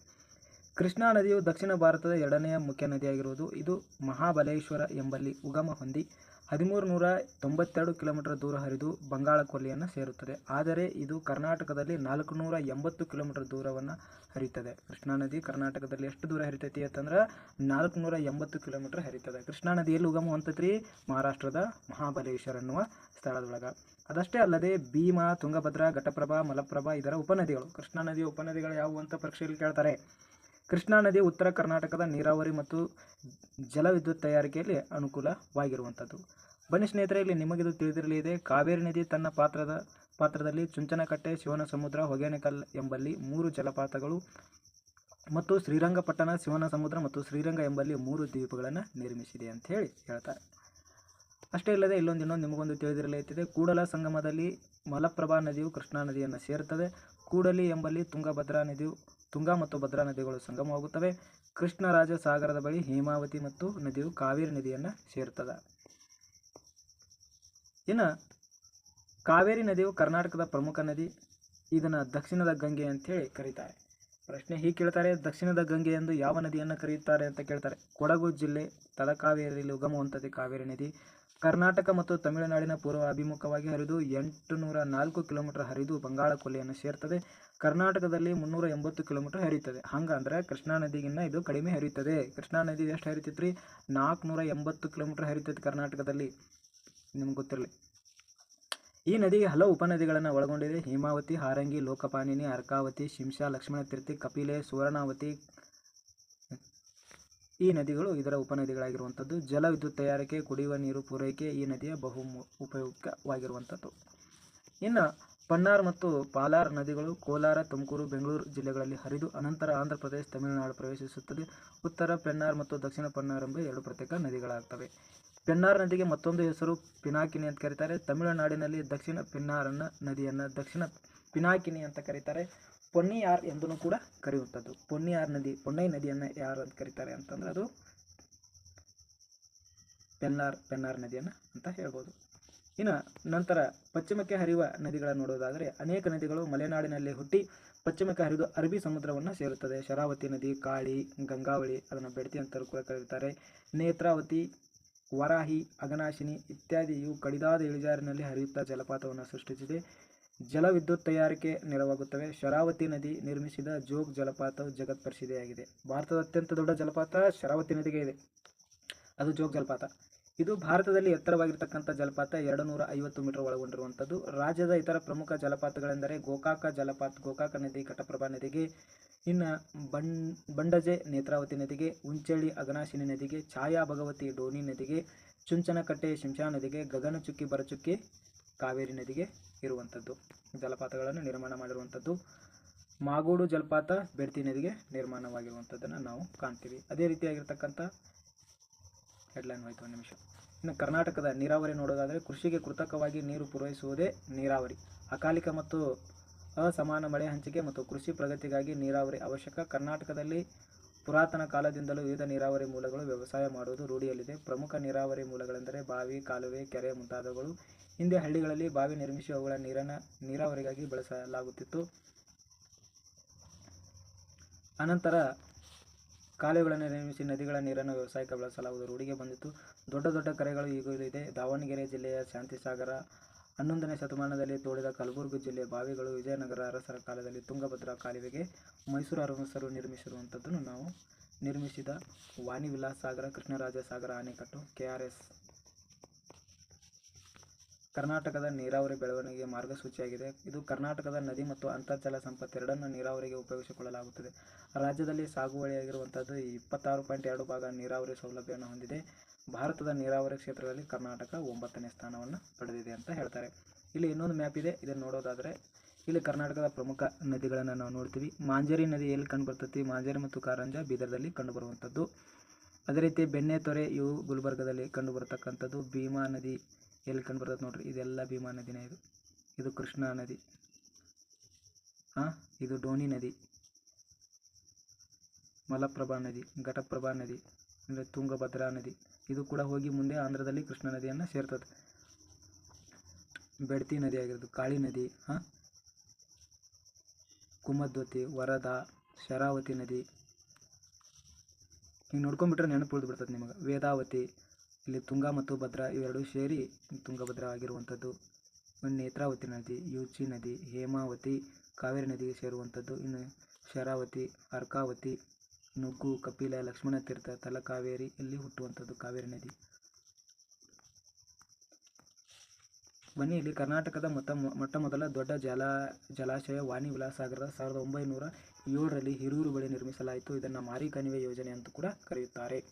ನಿಮಗೆ ತಿಳಿದಿರಲಿ, ಮಾರಿಕಣಿವೆ ಯೋಜನೆ ಯಾವುದ್ರಿ? ವಾಣಿವಿಲಾಸ ಸಾಗರ ಅಣೆಕಟ್ಟನ್ನು ಕೂಡ ಕರೀತಾರೆ. ಕರ್ನಾಟಕದ ಪ್ರಮುಖ ಕೆರೆಗಳು ನೋಡ್ರಿ, ಮುದಗಲ್ ಕೆರೆ ಕಡೂರು ಬಳಿ, ತೊನ್ನೂರು ಕೆರೆ ಪಾಂಡವಪುರ ಬಳಿ, ಹರಿಕೆರೆ ಹುಣಸೂರು, ರಾಮಸಮುದ್ರಂ ಕೆರೆ ಚಿಕ್ಕಬಳ್ಳಾಪುರ, ಬೈರಸಾಗರ ಕೆರೆ ಗುಡಿಬಂಡೆ, ಕಳಂಬಳ್ಳ ಕೆರೆ ಶಿರಾ, ಬೈಲಾರಮಂಗಲ ಕೆರೆ ಬಿಡದಿ ಇಲ್ಲಿ ಇರುವಂಥ ಪ್ರಮುಖ ಕೆರೆಗಳು. ಇನ್ನು ರಾಯಚೂರು ಜಿಲ್ಲೆ ರಾಜ್ಯದಲ್ಲಿ ಅತಿ ಹೆಚ್ಚು ಕಾಲುವೆ ನೀರಾವರಿಯನ್ನು ಹೊಂದಿರುವಂಥದ್ದು. ಕಾಲುವೆ ನೀರಾವರಿಯನ್ನು ಅತಿ ಹೆಚ್ಚು ಹೊಂದಿರುವಂಥ ಜಿಲ್ಲೆ ಯಾವುದು ಅಂದರೆ ರಾಯಚೂರು ಜಿಲ್ಲೆ. ಶಿವಮೊಗ್ಗ ಜಿಲ್ಲೆ ಹೆಚ್ಚು ಕೆರೆ ನೀರಾವರಿಯನ್ನು ಹೊಂದಿರುವಂಥದ್ದು. ಬೆಳಗಾವಿ ಜಿಲ್ಲೆ ಅತಿ ಹೆಚ್ಚು ಬಾವಿ ನೀರಾವರಿ ಸೌಲಭ್ಯವನ್ನು ಹೊಂದಿರುವಂಥದ್ದು. ಇತ್ತೀಚೆಗೆ ಕೊಳವೆ ಬಾವಿ ಪ್ರಮಾಣ ಹೆಚ್ಚಾಗಿದೆ. ಜಿಲ್ಲಾವಾರು ನೀರಾವರಿ ಪ್ರದೇಶಗಳ ತೆಗೆದುಕೊಂಡರೆ ಬೆಳಗಾವಿ ಜಿಲ್ಲೆ ಮೊದಲನೇ ಸ್ಥಾನದಲ್ಲಿದೆ. ಅದೇ ರೀತಿ ಕೊಡಗು ಜಿಲ್ಲೆ ಕೊನೆಯ ಸ್ಥಾನದಲ್ಲಿ ನೀರಾವರಿಯಲ್ಲಿ ಕಾಣ್ತೀವಿ. ಇನ್ನು ರಾಜ್ಯದ ಪ್ರಮುಖ ಕಾಲುವೆ ನೀರಾವರಿ ಯೋಜನೆಗಳೆಂದರೆ ಕೃಷ್ಣರಾಜ ಸಾಗರ ಅಣೆಕಟ್ಟು, ತುಂಗಭದ್ರಾ, ಹೇಮಾವತಿ, ಕಬಿನಿ, ಹಾರಂಗಿ, ವಾಣಿವಿಲಾಸವನ್ನು ಮಾರಿಕಣಿವೆ ಅಂತ ಕರೀತಾರೆ. ಇನ್ನು ಆಲಮಟ್ಟಿ, ನಾರಾಯಣಪುರ, ಮಲಪ್ರಭಾ, ಕಾರಂಜ, ಬೆಣ್ಣೆತೊರೆ, ಹಿಪ್ಪುರಗಿ ಬ್ಯಾರೇಜ್, ಭದ್ರಾ ಯೋಜನೆ ಮೊದಲಾದವುಗಳನ್ನು ನಾವು ನೋಡ್ತೀವಿ.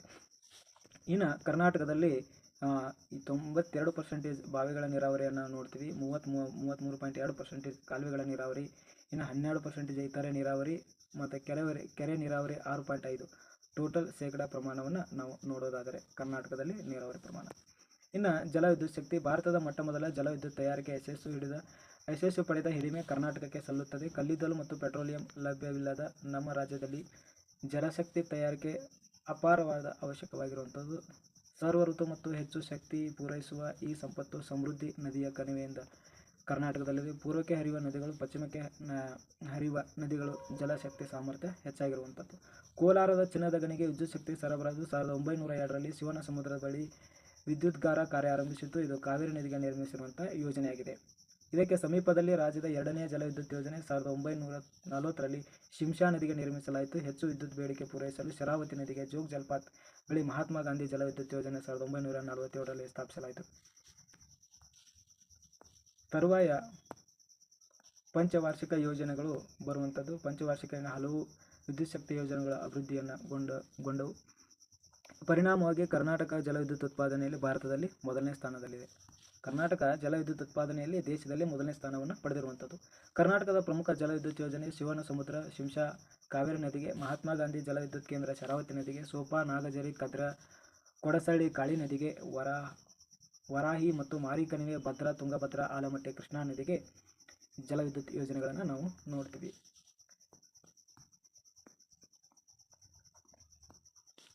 ಇನ್ನು ಭಾರತದಲ್ಲಿ ಅನೇಕ ನದಿಗಳು ಅಂತರ್ರಾಜ್ಯಗಳ ಮೂಲಕ ಹರಿಯುತ್ತವೆ. ಅವುಗಳ ನೀರಿನ ಬಳಕೆ ಮತ್ತು ವಿವಾದಗಳ ತಲೆದೂರಿವೆ. ಅವುಗಳು ಕರ್ನಾಟಕದ ರಾಜ್ಯದ ಕಾವೇರಿ, ಕೃಷ್ಣಾ ನದಿಗಳ ಜಲ ವಿವಾದಗಳು ಸೇರಿವೆ. ಕಾವೇರಿ ನದಿ ಜಲಾನಯನ ಪ್ರದೇಶಗಳು ಕರ್ನಾಟಕ, ತಮಿಳುನಾಡು, ಕೇರಳ ಮತ್ತು ಪುದುಚೇರಿ ರಾಜ್ಯಗಳಲ್ಲಿ ಹರಡಿಕೊಂಡಿರುವುದನ್ನು ನಾವು ಕಾಣ್ತೀವಿ.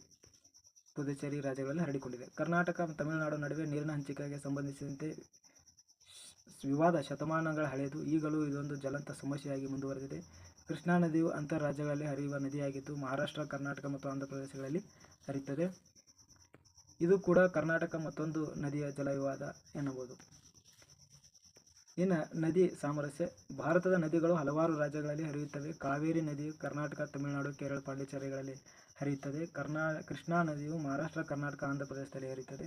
ಈ ರಾಜ್ಯಗಳ ಜಲ ವಿವಾದಗಳಿಗೂ ನದಿ ನೀರನ್ನು ಕೃಷಿ ಕ್ಷೇತ್ರಕ್ಕೆ, ಕೈಗಾರಿಕಾ ಕ್ಷೇತ್ರಕ್ಕೆ ಮತ್ತು ಕುಡಿಯುವ ನೀರಿನ ಉದ್ದೇಶಕ್ಕಾಗಿ ಬಳಸಲಾಗ್ತಿದೆ ಅಂತ ಹೇಳಿದ್ದಾರೆ. ಇಲ್ಲಿ ನೋಡ್ರಿ, ಕರ್ನಾಟಕದ ಪ್ರಮುಖ ಜಲವಿದ್ಯುತ್ ಕೇಂದ್ರಗಳನ್ನು ನಾವು ನೋಡ್ತೇವೆ. ಒಂದು ತುಂಗಭದ್ರಾ ಆಗಿರ್ಬೋದು, ಕಾಳಿ ನದಿಗೆ, ನಂತರ ವರಾಹ ನದಿಗೆ, ಭದ್ರಾ, ಇನ್ನು ಶರಾವತಿಗೆ, ಇನ್ನು ಶಿಂಷಾ ನದಿ, ಕಾವೇರಿಗೆ, ಇವುಗಳನ್ನು ನಾವು ಇಲ್ಲಿ ಜಲವಿದ್ಯುತ್ ಯೋಜನೆಗಳನ್ನು ನಾವು ನೋಡ್ತೀವಿ.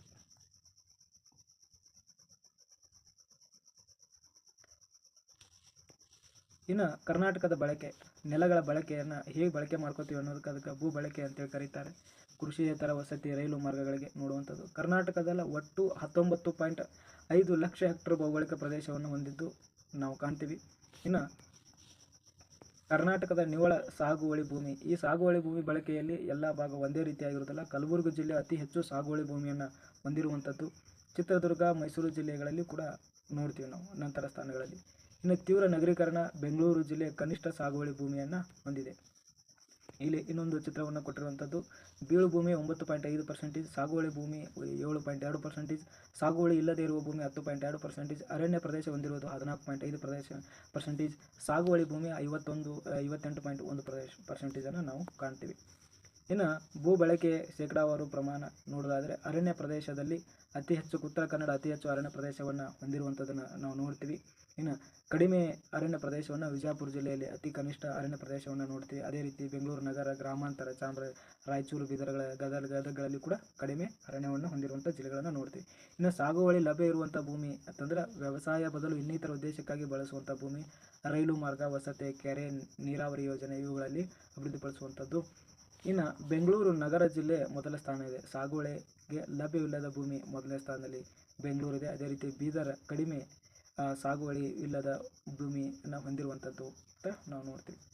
ಅದೇ ರೀತಿ ಸಾಗುವಳಿ ಮಾಡುವ ಇತರ ಭೂಮಿಗಳನ್ನು ನೋಡೋದಾದರೆ ಕಾಯಂ ಗೋಮಾಳವಾಗಿರ್ಬೋದು, ವೃಕ್ಷ ತೋಪು, ಶಿವಮೊಗ್ಗ, ತುಮಕೂರು, ಚಿಕ್ಕಬಳ್ಳಾಪುರ, ಕೋಲಾರ, ಚಿತ್ರದುರ್ಗ ಜಿಲ್ಲೆಗಳಲ್ಲಿ ಹೆಚ್ಚು ಕಂಡುಬರುತ್ತವೆ. ಗದಗ, ಬಾಗಲಕೋಟೆ, ಧಾರವಾಡ ಜಿಲ್ಲೆಗಳಲ್ಲಿ ಕನಿಷ್ಠ ಈ ಥರದ ಭೂಮಿಗಳನ್ನು ನಾವು ನೋಡ್ತೀವಿ. ಇನ್ನು ಬೀಳು ಭೂಮಿ ಅಂತಂದರೆ 2-3 ವರ್ಷಗಳ ಅವಧಿಗಿಂತ ಹೆಚ್ಚು ನಿರಂತರವಾಗಿ ಸಾಗುವಳಿ ಯಾಗದ ಭೂಮಿಯನ್ನು ಬೀಳು ಭೂಮಿ ಅಂತ ಕರೀತಾರೆ. ಕಲಬುರಗಿ ಜಿಲ್ಲೆ ಅಧಿಕವಾಗಿರ್ತಕ್ಕಂಥ ಬೀಳು ಭೂಮಿಯನ್ನು ಹೊಂದಿರುವಂಥದ್ದು.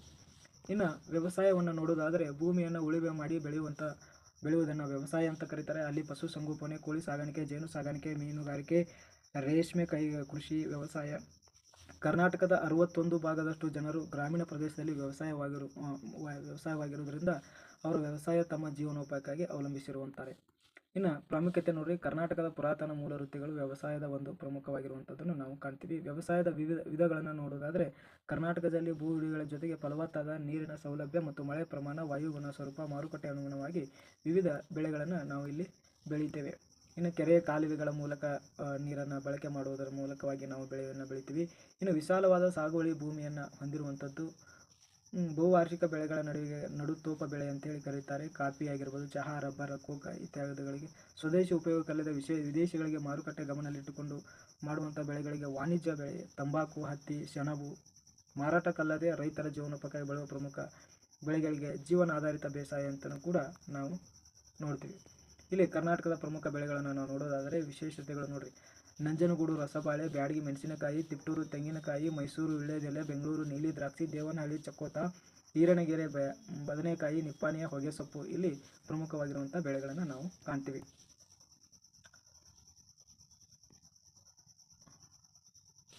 ಇಲ್ಲಿ ಪ್ರಮುಖವಾಗಿರತಕ್ಕಂಥ ಭತ್ತವನ್ನು ಬೆಳೀತಾರೆ.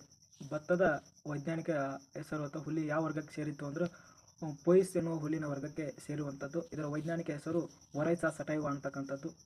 ಇದು ಭತ್ತ 82% ಭಾಗ ಭತ್ತವನ್ನು ಬೆಳೆಯಲಾಗ್ತದೆ ನೀರಾವರಿ ಇರುವಂಥ ಸಂದರ್ಭದಲ್ಲಿ. ಇದನ್ನು ನವೆಂಬರ್ ಮತ್ತು ಡಿಸೆಂಬರ್ ತಿಂಗಳಲ್ಲಿ ಕಟಾವು ಮಾಡುವಂಥ ಬೆಳೆಗಳನ್ನು ಹೈನು ಬೆಳೆ ಅಂತೇಳಿ ಕರೀತಾರೆ. ಬೇಸಿಗೆ ನೀರಾವರಿ ಸೌಲಭ್ಯ ದೊರೆಯುವುದರಿಂದ ಭತ್ತ ಬೆಳೆಯುತ್ತಾರೆ.